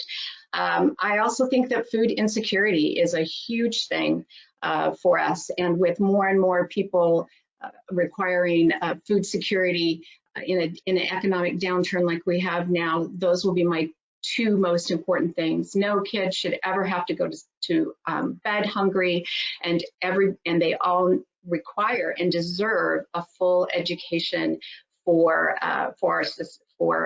their future, and we're just going to have to make sure that that happens.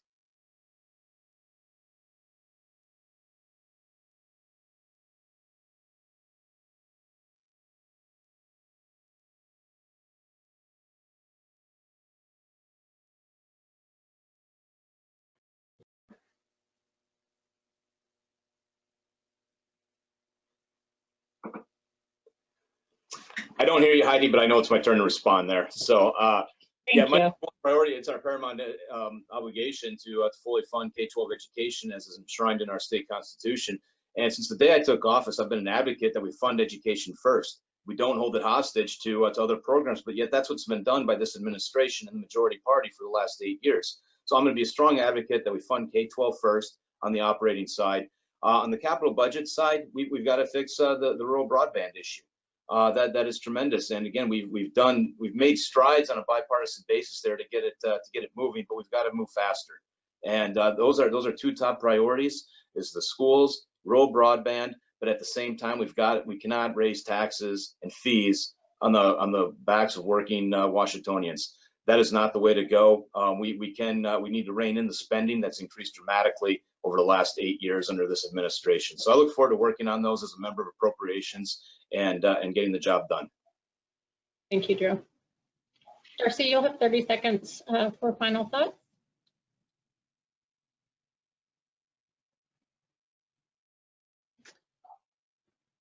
Well, I'm in 100% agreement that rural broadband is a necessity. It is urgent that we fix this. And unfortunately, I'm going to tell you that my own party has not fixed it, and Drew's party has not helped either. It has really taken this catastrophic event in order for everybody to get off their dime and to fix this problem. And it is not going to be a problem that is going to be easy to fix or fast to fix, but we must do everything we can to make sure that we have broadband that we need to have for businesses and schools and healthcare and everything that we now know that broadband is the most important part of our communications process. So let's get off the dime and let's get it done. Thank you, Darcy. So our next question, you will each have 1 minute to share your response. I'm going to bring both of you up and take myself down. Drew, will have you begin. There will be no rebuttal for this question. So the first question, well, this question is, if you could pass one bill in the legislature or in the next legislative session, what would it be and why? Drew, we'll hear from you first. Yeah, that we fund education first as the first item on the agenda when we go into session. I've advocated for that since I first took office, and in doing that, you don't hold education hostage to the other budgetary items that come. We've had a tendency in Olympia to do a whole bunch of policy and then try to squeeze it into a budget in the final 10 days of session. That's a horrible way to do it, and it's a process that has not worked. We need to fund education first, do it immediately, make sure that we're fully meeting those needs and fulfilling our paramount duty. And then from there, we work on the rest of the budget. But time and again, we've seen it take second seat to just about everything else. And so that would be continues to be one of my top priorities. And I look forward to continue to work on that. Thank you, Drew. Darcy, you'll also have 1 minute. So I kind of hate to agree with Drew, but I am going to on this. Education is the #1 thing that we need to fund, but we can't fund education if we don't know what it looks like. So that's sort of like saying, okay, well, here we have $100 to fund this, but we don't know what we're going to spend it on. So we really need to have programs in place before we can do the budget. But I do agree that education needs to be the #1 item on the agenda every single budget year. And in years when we do supplemental budgets, education supplemental budgets need to be put on the priority. But we also need to figure out a better way of funding our school system. We just cannot continue to fund all of the things that we want to fund by income tax or by sales tax and property tax. We need to find a new way and innovative way of funding everything that we need to fund in our school system. Thank you so much. With that, we will begin to present the questions that you have prepared for one another. Darcy, I'll begin with a question that Drew has prepared for you. You will have 90 seconds to respond. Drew, you'll then have 30 seconds to clarify or reply. And then Darcy, you'll have 30 seconds to rebut. The first question is, of the $54,301 that you've raised, over 62% of it has come from contributions outside the 35th district, including campaign debt. Over 82% of the contributions are not from residents of the 35th. How can you claim to represent their views? Darcy, you'll have 90 seconds. Well, just because the money doesn't come out of the 35th doesn't mean that I don't know the views of being a rural American. I grew up in Snohomish and in rural Kansas, so I know everything there is to know. Well, not everything there is to know, but a lot about living in a rural community. Yes, much of my money comes from friends and family, and when you live on the edge of a district, you tend to have friends and family who live outside of the district. As you know, Mason County is a pretty poor district. So especially with 33% of the people being able to qualify for SNAP program. But my family and my friends support me, and they know that I'm going to do what is right for the 35th and for rural voters. Unfortunately, I don't have all the businesses that you have, Drew, in order to and PACs that you have, like Amazon and drug companies and beer and wine and business organizations like that to fund me. So I've had to go to friends and family, and I have no problem with that. And I will represent the members of the 35th. With everything that I do, because I know what it's like to live in rural America. Thank you, Darcy. Drew, you'll have 30 seconds to respond or clarify your question.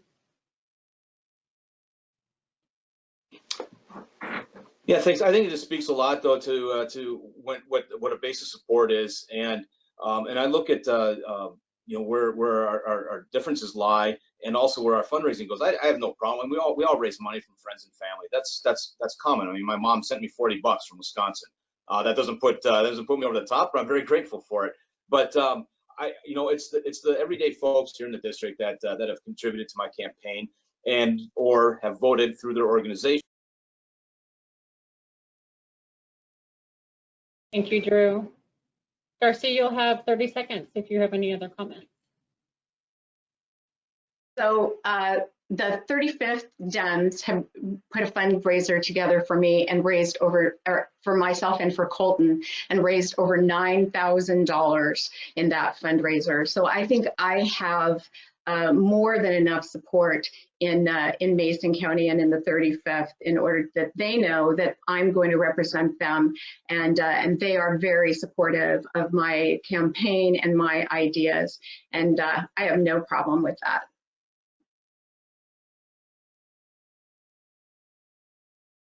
Thank you, Darcy. Drew, here's a question that Darcy has prepared for you. By some measures, you have voted with business interest 100% of the time. Meanwhile, your voting record for clean air and clean water hovers at only 4%. Why is there such a disparity? Drew, you'll have 90 seconds to respond. Yeah, thank you. You know, quite frankly, because there's been a lack of balance in this state, and what we've seen for quote clean energy bills has been nothing but a tax scheme on the citizens of this state to do something that is not going to have a significant impact on the overall quality of the environment in our state, and that's the wrong approach. You know, and instead of bringing people to the table, the other side of the aisle continues to jam bills down that are rejected by initiative, oftentimes at the ballot by the voters of this state, including the carbon tax. So yeah, if we really want to have a clean environment, and I think we're all for that, right? But if we want to do that, then let's do that on a bipartisan basis, and let's work together. But that's not what has happened in Olympia. The Democrat Party has said, we know what's best for you, the citizens of Washington, and we're gonna put this down your throat.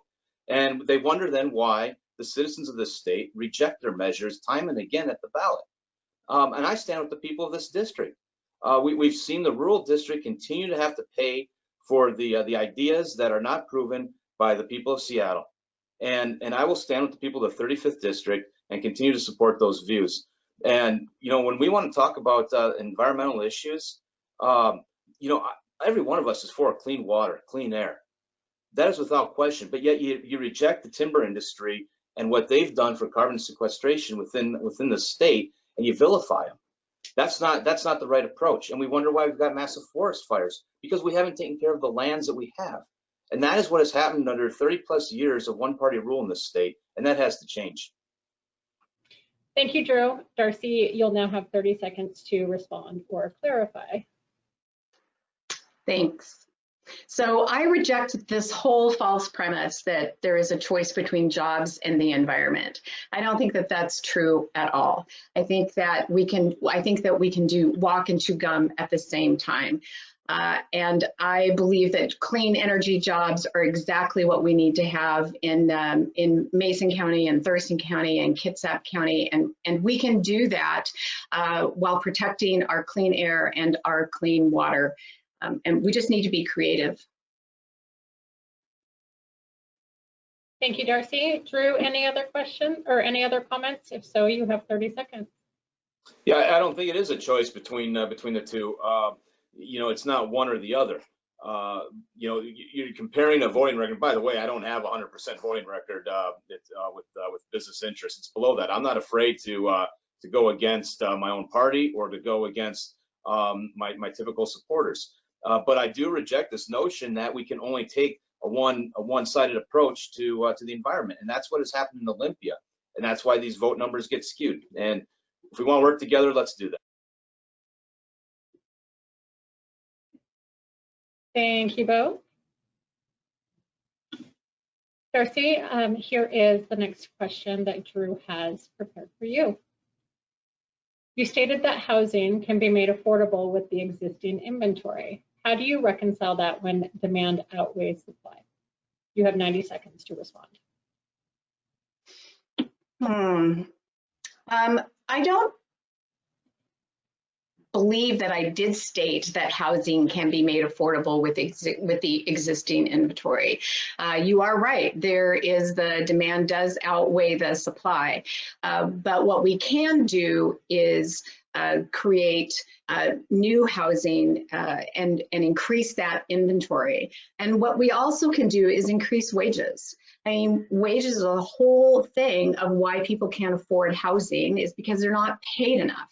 And if we had more family wage jobs, if we had more clean energy jobs, if we had more manufacturing jobs in Mason County and Kitsap County and Thurston County, then people can really afford to own a home or to even rent.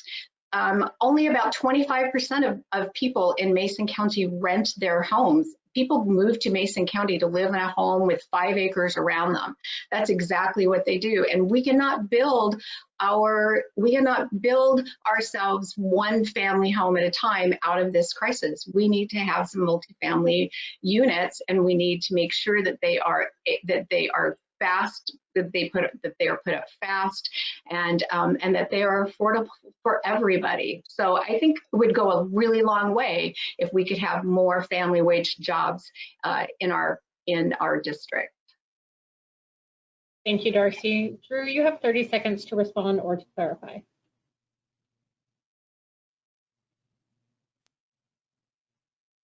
There we go. So Darcy, that statement that I brings that question was a statement you made in the League of Women Voters that we had the debate in June with Thurston County.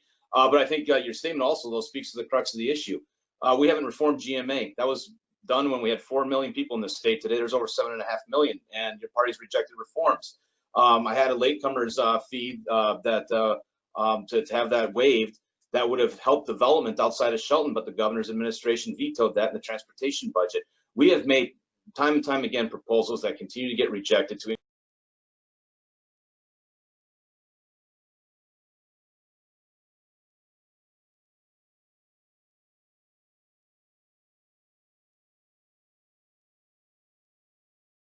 Thank you, Drew. Darcy, if you have any other comments, you have 30 seconds. You're absolutely right. The GMA is outdated and it needs to be renewed. And I happen to know that it is on the Democrats' agenda for this session in order to be able to review that. And I think that we need to have some new ideas, and we have new technology. We have a responsibility to the farmers and to the logging industry in order to review that so that we can get more housing available at a cheaper price. Thank you, Darcy. Drew, here's the next question that Darcy has prepared for you. You vote consistency against bills that deal with extreme protection orders, which our state's law enforcement agencies have consistently supported. Why is this? Yeah, quite simply, once again, we've seen bills like this come before us that are one-sided, that do not take into account other viewpoints, and that get jammed through the legislature. And at the end of the day, what's happened in these with these laws that have been proposed is that it's removing due process. Due process is a key component to our Constitution, both at the federal and the state level. And I took an oath to defend and support the Constitution of the United States and the state of Washington. And I don't believe that these bills that have gone forward, when you remove due process and don't have an avenue to have redress, that is a major problem. And that puts us down the proverbial slippery slope if we're going to go and we're going to enact laws and legislation that remove constitutional protections.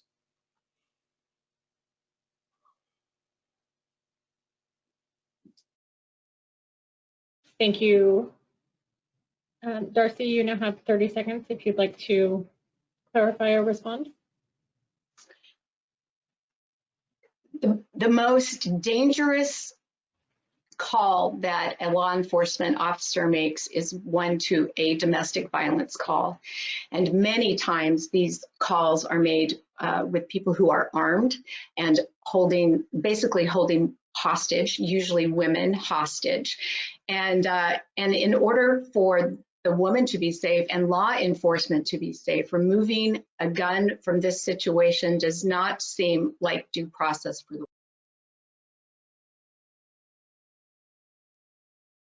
Thank you, Darcy. Drew, you have 30 seconds if you have any other thoughts on the issue. Yeah, again, due process is a key component to our federal and state constitution, and just because you think that it should be different doesn't make it so. And I'm proud to, and I stand by law enforcement, and I'm proud to have their support and have the endorsement from WACOPS, from our sheriffs and state police. Those, you know, to suggest that I'm not that I'm going somehow against law enforcement is inaccurate. And I'm proud to have those endorsements, especially in this time when you got the other side screaming to defund police. Thank you, Drew. Darcy, the next is a question that Drew has prepared for you. Do you support the voter-approved legislation of $30 car tax? You'll have 90 seconds to reply. Well, the voters spoke loud and clear. And so while I may not like it, I have to support it. And so we are just going to need to find a different way of funding the programs that were removed because of these $30 car tabs. And one of those programs actually has to do with transportation, medical transportation for people who need to have special transportation for say like dialysis and who can't afford a private car in order to take them to that. And so that is something that sometimes I don't think voters really realize just exactly what kinds of things are going to be cut because they're tired of paying taxes. I get it. I'm tired of paying taxes too. I am tired that people on the low end of our scale pay 18% of their wages and earnings in taxes, while the 1% pay 3%. So I think we need to do something about our unfair tax laws, and I guess we're going to start with the $30 car tabs. Thank you, Darcy. Drew, you have 30 seconds if you'd like to clarify or respond. Yeah, one of the greatest things we can do for folks with lower incomes is lower these outrageous registration fees. That would go a long ways in helping a lot of people. And then to how do we fund the transportation budget is certainly the follow-up question. And I've got a proposal out for the last couple of years that we take the sales tax revenue from car sales and use that to fund transportation. There's a direct nexus there.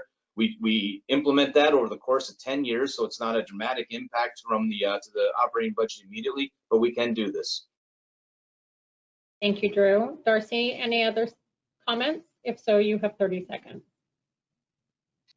So my question to Drew would be, what are the other programs that you're going to cut? So if you take the sales tax from automobiles and put that into highways, what are you going to cut? Is it going to be food? Is it going to be rent assistance? Is it going to be health care? Where else are you? What are we going to pay for that? And I just think it needs to be something different. Thank you, Darcy. Drew, here's a question that Darcy has prepared for you. You've said that you will work across the aisle for our district, even co-sponsoring the historic long-term services and support program, which assists future generations with their long-term care costs. When it came time to vote, you voted with your party against it. Why is this? You'll have 90 seconds to respond. Yep, and I will answer this, but I'm going to go back since Darcy asked me a question there on how you implement that. You don't do it in the first biennium. You do it over the course of 10 years, and through economic growth, we can absorb that change. When I came in the office at the same time Governor Inslee did, the budget was $34 billion. Today it's $55 billion. You're telling me that in that time period we couldn't find a way to do this? We could have. And it's always, and I reject the Democrat scare tactics that, oh, you're going to lose food and you're going to lose shelter because we're going to do something different. And that's just not the way to govern. But to the question on long-term care, yeah, I was actually a sponsor of it and helped shepherd this bill through. But when it came down, and I voted for it on the first go around, but when it came back from the Senate with changes that have been made, we lost some protections for small business owners and self-employed for the ability to opt out, and also for people that have an existing healthcare plan, long-term care plan. There were provisions there that were lost in that process, and this happens in the legislature. I've had some of my own bills that I've voted against in committee. This happens because other legislators can make changes to things. So what went from a bipartisan effort, again, became lopsided. And this is why it is important that we get back to a balance of power in this state, and so that we can represent all ideas from both sides. Thank you, Drew. Darcy, you'll have 30 seconds to respond or to clarify. So I understand that things get changed, but I understand that there are a lot of protections still for small businesses and for nonprofits. As a matter of fact, that bill was implemented while I was the administrator of a nonprofit, and we chose to participate in that because it's the right thing to do. So just because it isn't the perfect bill doesn't mean that you have to throw it out. Drew, any other thoughts? If so, you have 30 seconds. Yeah, it is tough to craft good legislation, perfect legislation. It is tough to do that, and that's why experience matters. But again, we've seen this time and again, especially in the last 2 years, where the Democrat Party has rejected other ideas from the vast geographical area of this state and said, your voice doesn't matter. And then they wonder why they're losing seats in rural Washington. That is the reality of what's happened in Olympia, and I'm going to continue to be a strong voice for my constituents and go forward. Thank you. That concludes our candidates' questions for one another. With that, we'll move into closing statements. Drew, we'll hear from you first, and you will have 2 minutes.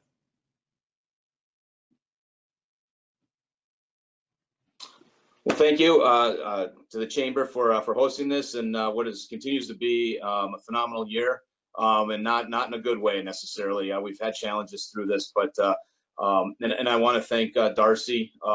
It's nice to actually have a civilized debate, unlike what we saw last night, and be able to have these conversations and to have differences. There is nothing wrong with that. What's important is to be able to articulate those differences and come together and find common ground. And I'm proud of that bipartisan track record that I've developed over the last 8 years in the legislature with friends on both sides of the aisle. And that doesn't mean that I always go lockstep with my party or that I'll always vote against the other parties. My track record speaks to that very loudly. And as a business owner in this district, having to sign the front of a paycheck and going through this COVID crisis and seeing firsthand what happens with employees and the uncertainty that's out there, and being able to navigate through this, regardless of the burdens that Olympia has put on us, is an important aspect to have when it comes to governing in Olympia and for the state of Washington. I look forward to continuing to serve, and I'm asking for your vote in the coming weeks here as we lead up to the November 3rd election. And it has been one of the greatest honors to represent you in Olympia. And I look forward to continuing to do that and working on the issues that are important to you. The constituent calls that I've gotten into my office over the past few months with the unemployment crisis that's going on and the lack of leadership from this administration in dealing with that, and to be able to help the number of folks that we've had to help shepherd through and get the benefits, the safety net that they deserve and need has been tremendous. We've got a lot of work to do still, and that is why I am running again, and I ask for your vote. And again, I thank you for this opportunity. Thank you.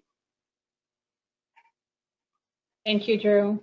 Darcy, you will also have 2 minutes in closing.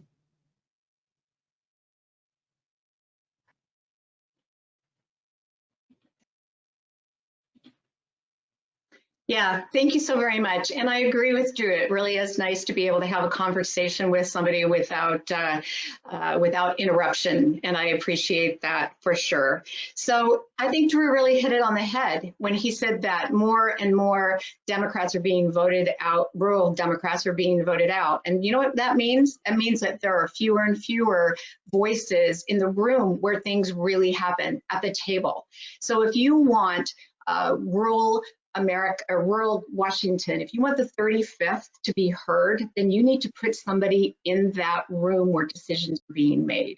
It doesn't do any good to stand outside of the room and shout at the top of your lungs and say, no, no, no, that's not good for my district. What you need is somebody like me in the room that can stand up for the for the residents of the 35th, for the constituents of the 35th. And I'm going to be that person.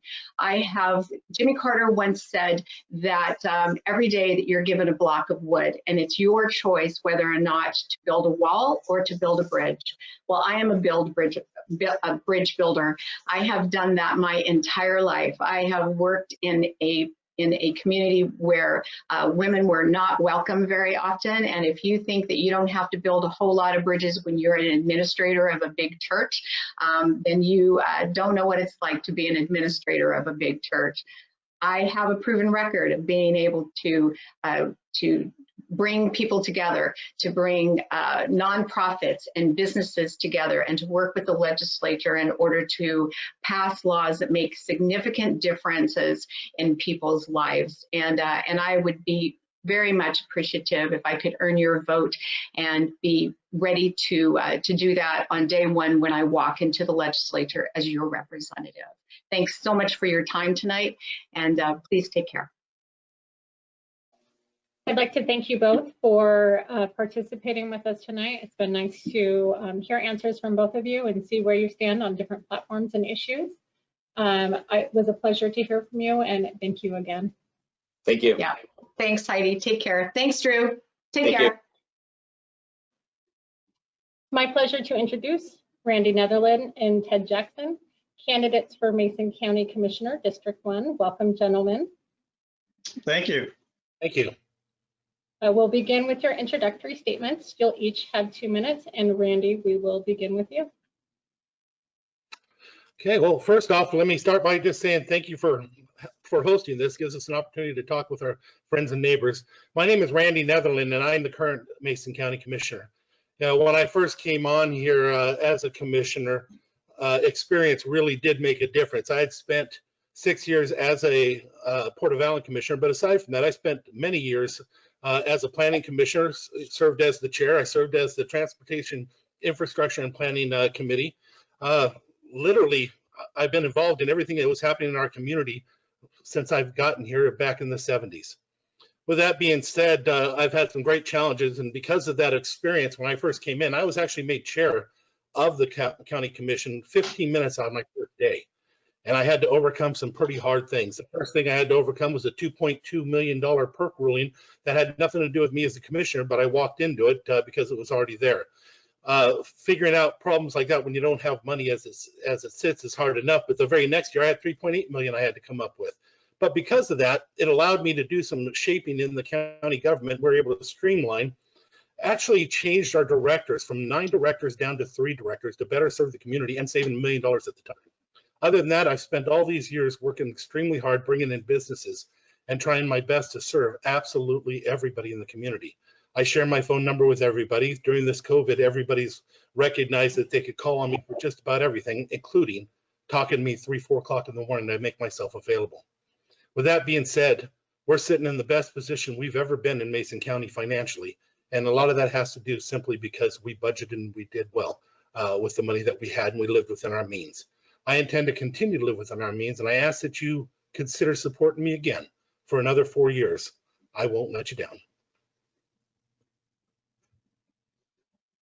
Thank you, Randy. Ted, you'll also have 2 minutes to introduce yourself. Yes, and thank you all very much. And thank you, Randy, for being here. I'll start off by saying that my wife and family and I have been here for over 24 years. We truly love Mason County, respect Mason County, and we definitely respect the citizens of Mason County. And as a former Fish and Wildlife Officer, Mason County Deputy, Porter-Valley Commissioner, Community Supervisor, and former Police Chief, I've seen the unobstructed view of what's going on with Mason County and know the growth and challenges that we have in Mason County.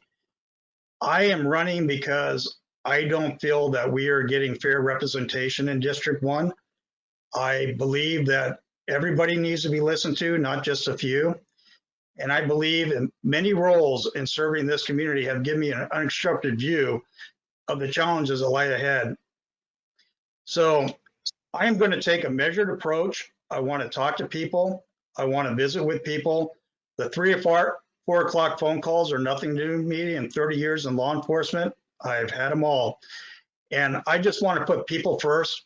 I want to make sure our school districts are taken care of and unencumbered.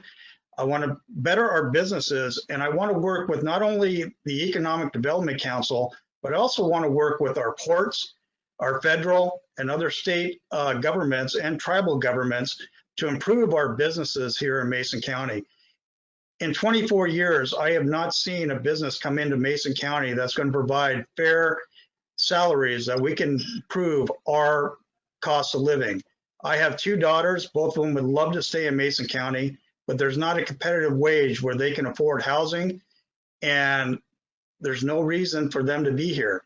They would love to stay here, but I'm trying to figure out how we can bring businesses in.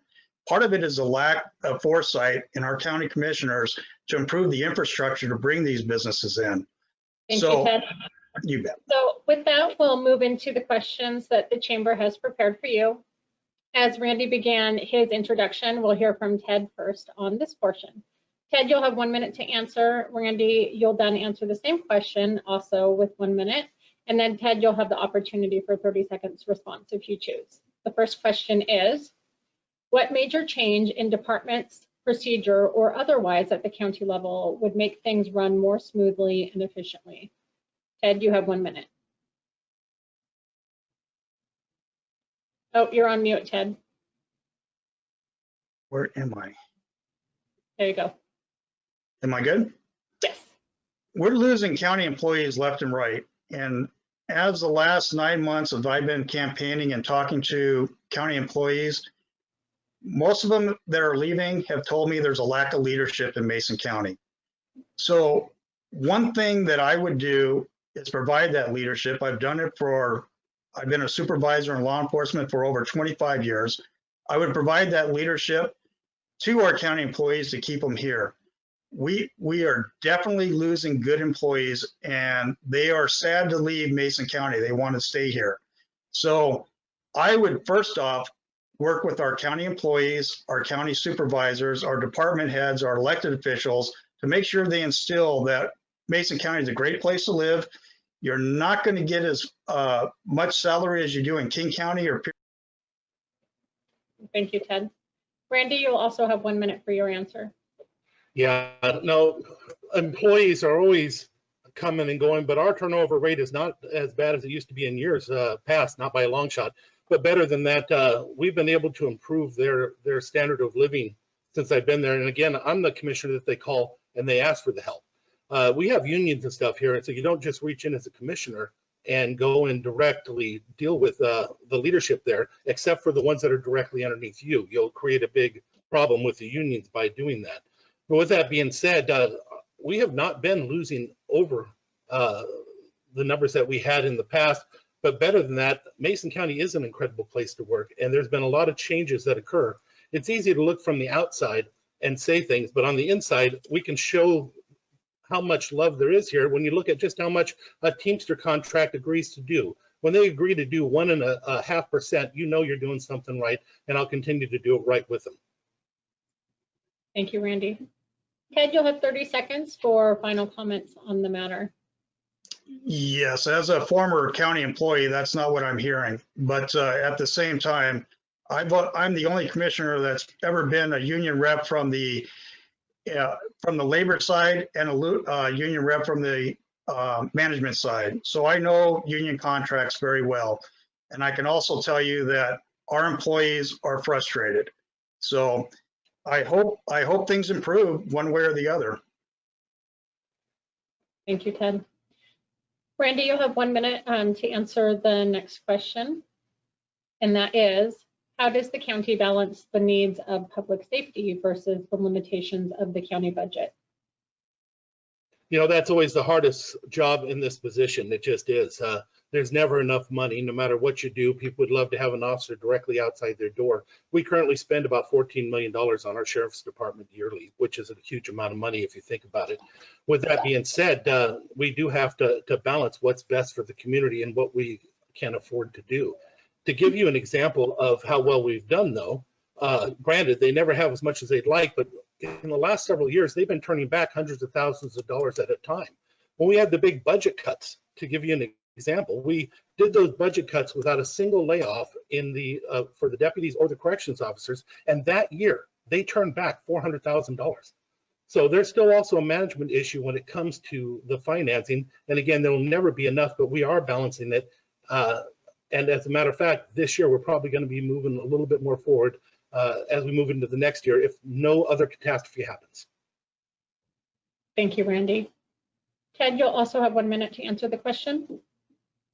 Yeah, as the only county commissioner that ever spent time in public safety, the mandates that are coming down from the state and the federal government regarding training, I think our county commissioners have been short-sighted in anticipating those costs. It is going to be very high for the public safety to make sure our deputies are trained in the new rules and regulations that are coming out.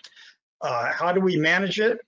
Well, we're going to have to look at the entire picture. And as I said, I'm the only one that's ever managed a police department, the only one that's ever worked in a police department. And I understand the cost of training. Basic firearms training, whether it's regards to ammunition or anything else, is very high. So you need to anticipate the cost of the ammunition. You need to anticipate the cost of a range time. You need to anticipate the cost of a deputy's time to go to defensive tactics. We need to have a county commissioner that actually understands what law enforcement and public safety is. Thank you, Ted. Randy, you'll have 30 seconds for final thoughts on the matter. Again, $14 million budget. They're turning back hundreds of thousands of dollars. Management, the commission doesn't direct what they do with the money as much as anybody would think. They have bottom line authority. With that being said, again, priorities have to come forward. They give their priorities. We do the best we can. Anything we give to them has to come from somebody else. We do more in this county than people could ever imagine with a budget that's smaller than North Mason school budget on the general fund side. With that being said, there's always going to be limitations and costs, and we just have to balance them. Thank you, Randy. Ted, you'll have the ability to answer this question first. Speaking of balance, how do we balance the needs of our residents versus the needs of our small businesses? What can be done to improve life for both? You have 1 minute. Our small businesses are the backbone of Mason County. If you go through Belfair, you go through Shelton, I've watched the demise during this COVID pandemic of our small businesses. I know the chambers, both chambers, North Mason and the Shelton Chamber, are promoting our small businesses. We just need to keep on instilling in the public that our small businesses are the backbones. They're the ones that are providing the jobs for our residents to live in Mason County. And we need to just keep on promoting our small businesses here in Mason County. And as a county commissioner, I'll promote every small business we have. And I think I am very concerned with the COVID pandemic is that we are losing a lot of our small businesses, and we're going to have a slingshot effect to try to bring them back. So. Thank you, Ted. Randy, you'll also have 1 minute to answer the question. Yes, balancing the needs of the residents versus small business. As Ted had mentioned, small business is the backbone of everything, especially in our budget. People don't realize how much that they do bring into this community. But it's a give and take on both ends. We still need to keep a quality of life. But I'm the guy that literally works with all these businesses. You know, aside from being a port commissioner for the 6 years, I've actually worked with them and brought companies in here, many of them. Now, are they the bigger ones that I would love to bring with the super high wages? Maybe not as well as I would like, but at the same time, at least I'm bringing them in and I'm making things happen. With that being said, you know, the quality of life thing is important. But what we also need to balance between the two is homes. If we can't have affordable homes in our community, you're not going to be able to support those businesses. I've been very, very instrumental in bringing new homes to this community. We have a 300 unit apartment complex coming up into North Mason, along with 140 new homes. That's what's going to spur the businesses and help them to survive. It's working together on both sides of it to bring success to both avenues, people and business. Thank you, Randy. Ted, 30 seconds for your last thoughts on the matter.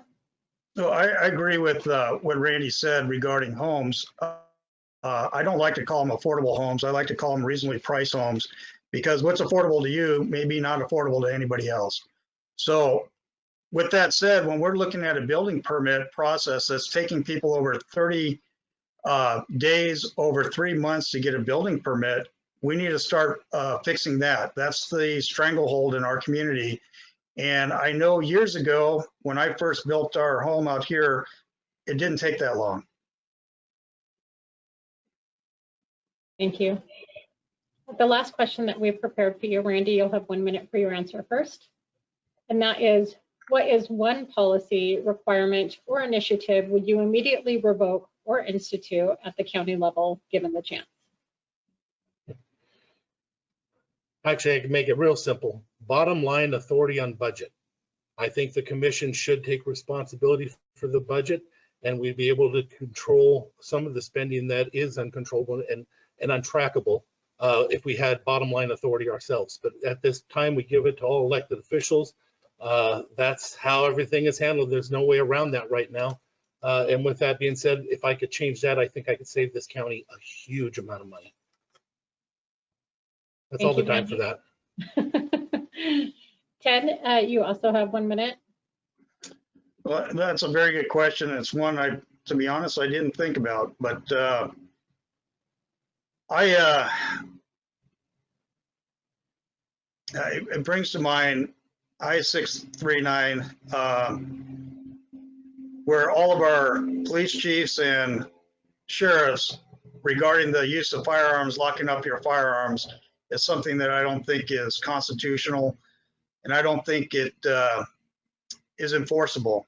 I know when that came through, as when I was a police chief, people were asking me if I was going to go into people's homes and confiscate their firearms. I would say no. And I think the county, especially rural counties like ours, should have a broad range approach when it comes to firearms and not do the blanket initiatives like we have in King County or Pierce County. Thank you. Randy, you have 30 seconds for your final thoughts on the subject. You know, this is being a county commissioner is a very important job, and there's a lot of work that goes into every aspect of this position. But one of the first ones is just knowing what your job is and what you can do. For myself, it's actually pretty simple to recognize that mentioned earlier were schools. We don't control the schools. They have elected officials. They control themselves. And we also don't control the legislature when it comes to those rules and regulations. You're not going to be able to do that from the county. There's a lot of things you can't do from the county, but again, I just hope that if anything does happen, we know our job when we get in there. That'll help us all. Thank you. With that, we finish the portion of the chamber questions that we've prepared for you, and we will move into the questions that you have prepared for one another. We'll begin with Ted's question for Randy. Randy, you'll have 90 seconds to respond. Ted, you'll then have 30 seconds to rephrase or clarify the question. And Randy, you'll have 30 seconds to answer those final questions. So with that, the first question is, Washington State University's Mason County Employees Recent Survey concluded that Mason County government is in need of transparency in their operational model. What solutions have you provided? You have 90 seconds. Many, but you got to remember, again, knowing the job is very, very important. From the commissioner's standpoint, there's a lot of elected officials, and they're the ones that are in control of their employees, and you can't change that because you get elected as a county commissioner. They are duly elected. They are allowed to run their operations as they run them, and the commission does not control them or have control over them. What we have control over is the budget. We set policy, but even when that's not followed, the only thing that the auditor does is come in and tell you that it's not followed. So when it comes to transparency and operations and management, we can only control what we have within our realm of employees, and we've done very good at opening that up. We've made some changes. Again, that's one of the things we did. We moved from 9 directors to 3 directors, and we've been working on it constantly. This is something that will never end. You have to constantly keep moving on this and keep trying to work with the employees to get that information to them. But one of the things I've always done is had the open door policy, but more than that, that phone, they call me all the time. I come down, I work with the issues myself to open it up. I'm the one person that they always feel that they can talk to. That's all.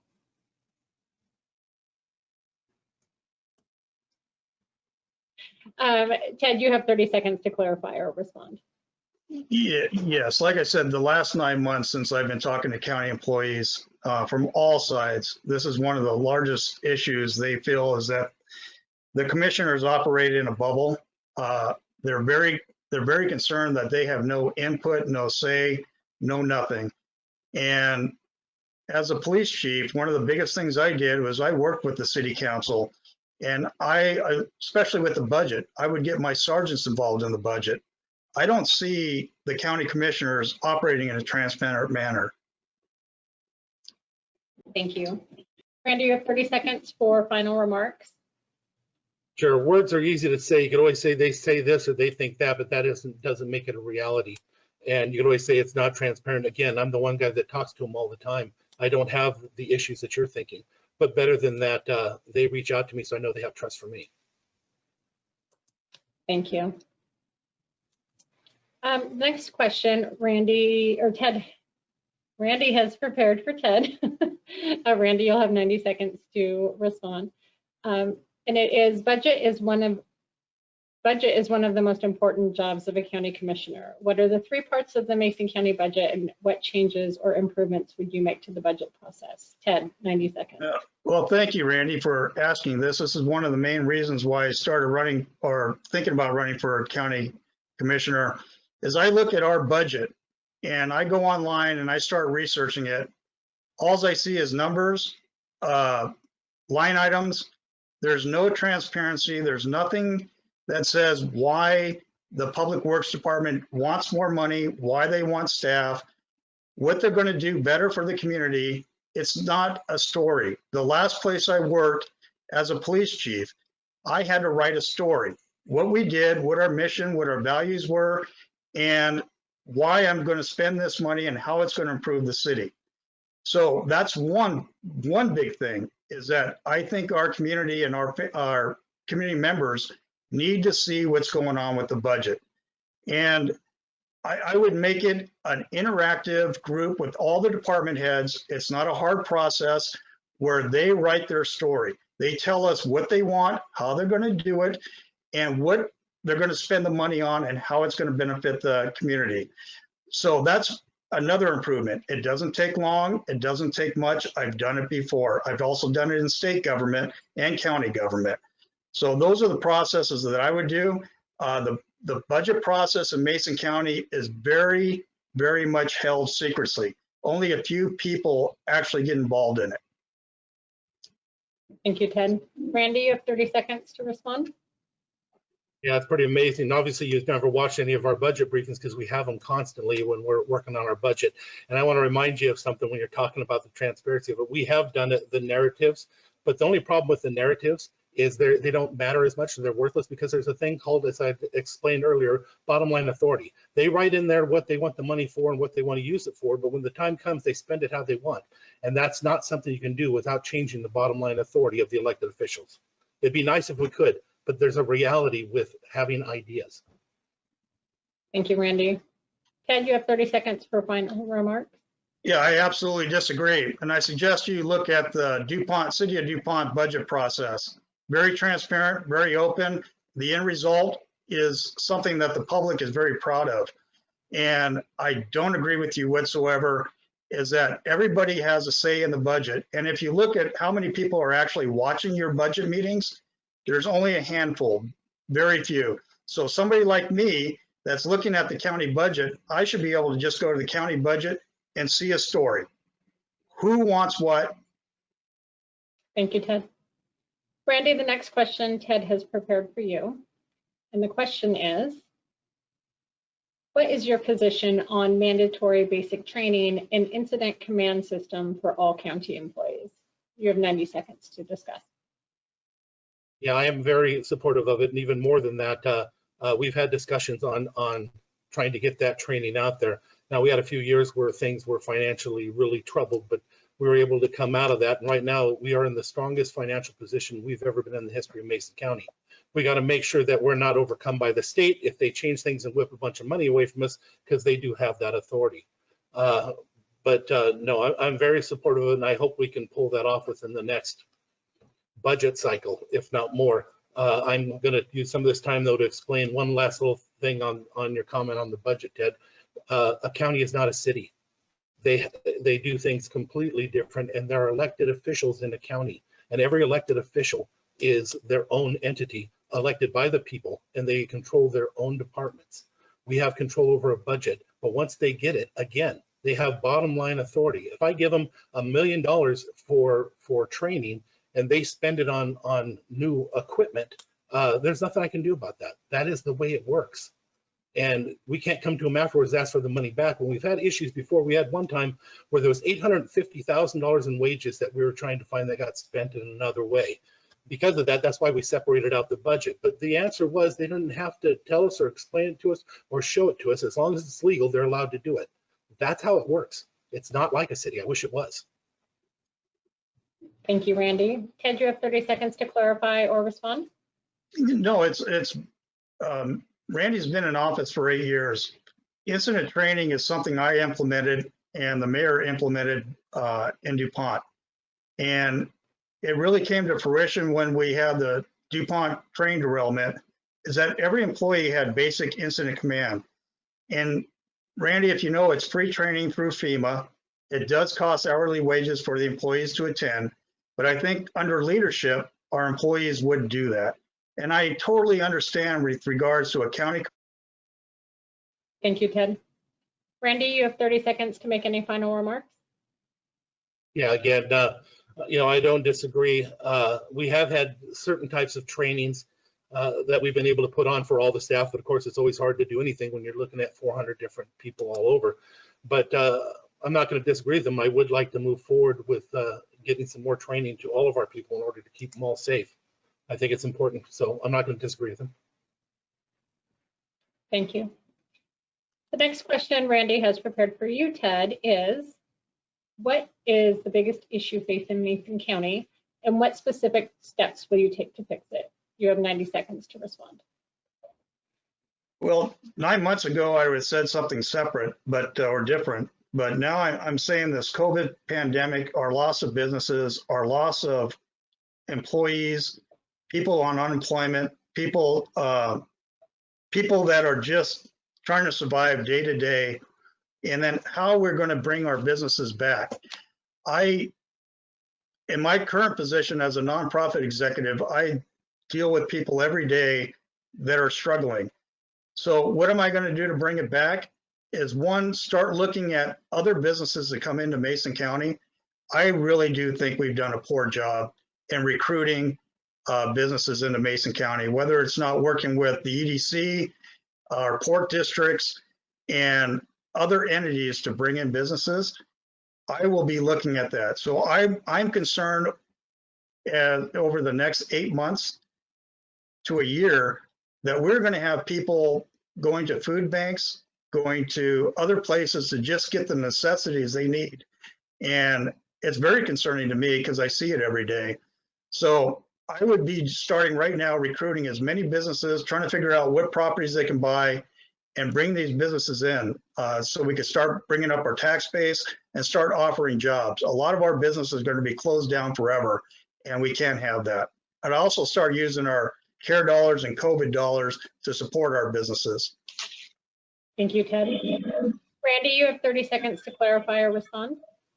Yeah, I didn't hear much of a plan there. I heard some different comments. One thing to know is when I first started, we had an unemployment rate of 11.8%. It got down to 5.3% by bringing in those businesses that you're saying that don't exist. And I do work with the EDC. I've been on the board of the EDC for all these years. As a Port of Allen commissioner, you have somebody that sits on the board also, and it's not you. As a matter of fact, I haven't seen you at any of them. But we do work to bring them in, and we have been successful. Look at how North Mason has been booming, and you'll see I've been doing it directly. But it's still the biggest issue. Thank you, Randy. Ted, 30 seconds for final remark. First off, I don't take credit for other people's work, but at the same time, as a port commissioner, there's one port commissioner assigned to the EDC, and I'm not it. That person's been there for the last 5 years. So I totally disagree. I look at the businesses in Belfair area, North Mason. They're not household wage businesses. Thank goodness that some of our businesses have stepped up over the COVID and start hiring some of our high school kids so they could actually earn some money. Thank you, Ted.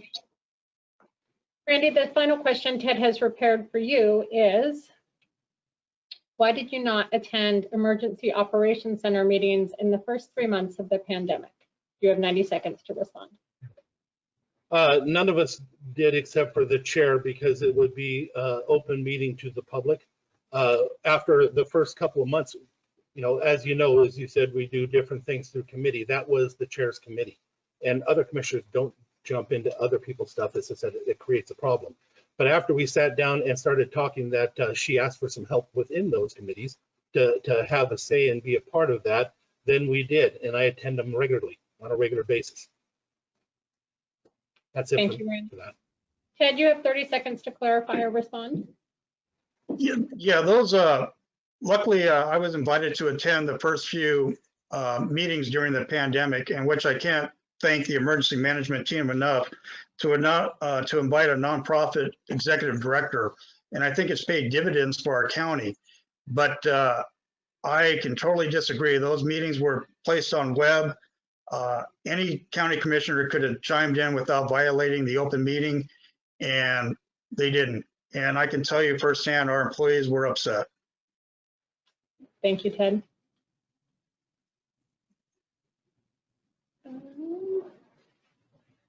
Lastly, Randy has prepared this question for you, Ted. The question is, what are your specific business and/or job development plans for Mason County? You have 90 seconds to respond.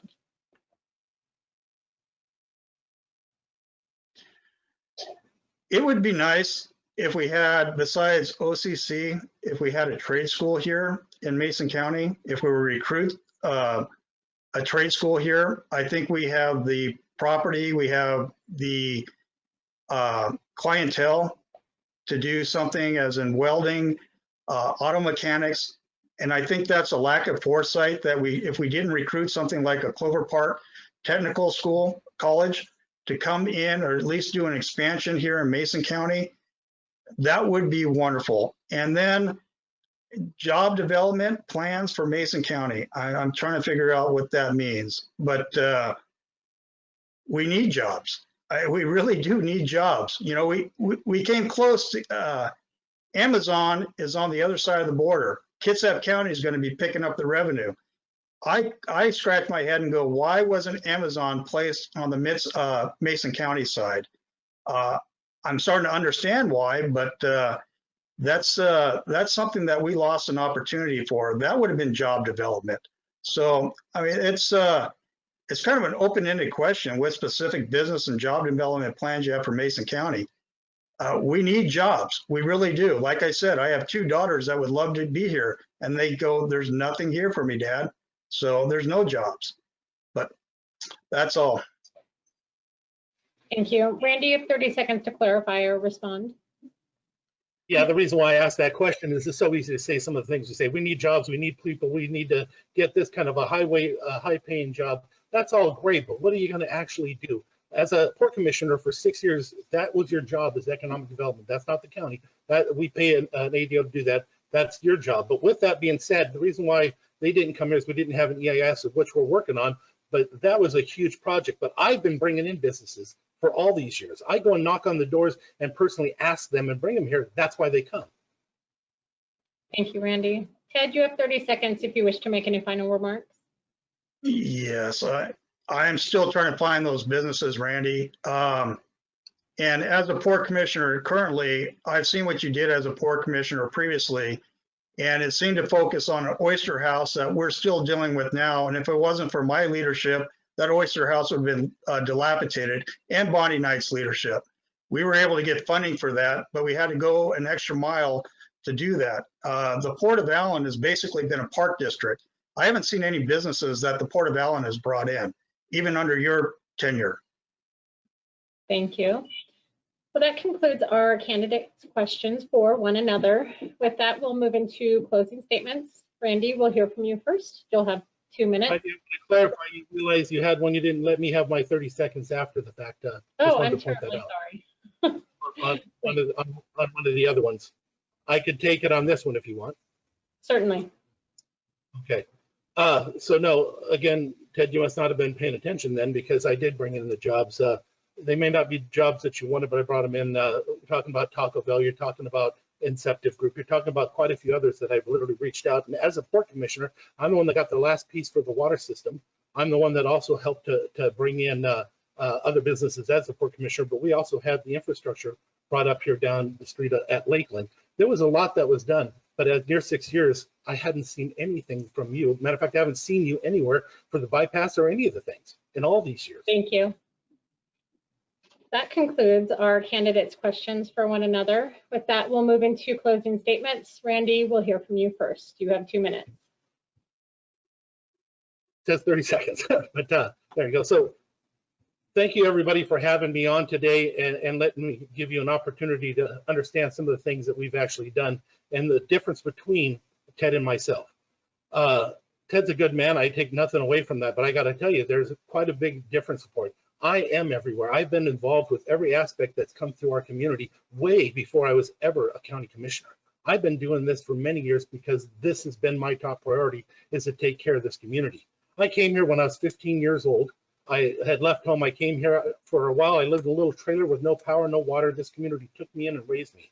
By the time I was a senior in high school, I had 3 businesses and I was the ASB president. I owe this community everything, and that's why I do the things that I do. But you will find me in all these years at all the meetings for the bypass. I'm the one that helped put together the West Sound Alliance that brought us the funding for the bypass. I was there when Olympic Panel and Simpson had sold. I was there to help get those people their training and education dollars. I was also there to help Sierra Pacific come in and testify for them. I literally have been involved with every aspect of everything that's been important in this community. The one thing I know for sure, in all those years, the one thing I haven't seen is you. And that's kind of important. We come in and we start talking about ideas and things that we'd like to accomplish, not even knowing the job, but at the same time thinking you're going to accomplish it, but you haven't even been working at it for all these years. Ted, I have great respect for the service that you've given to this community, but that doesn't mean that you can come in and just think that doing a county commission job is that easy and that ideas will get it done. It takes all the work and it takes the involvement every single day. I do what I do and I take the abuse that I get sometimes because I love this community. I don't apologize for that. And I help every single person that calls me. It's never one person. It's never a specific group.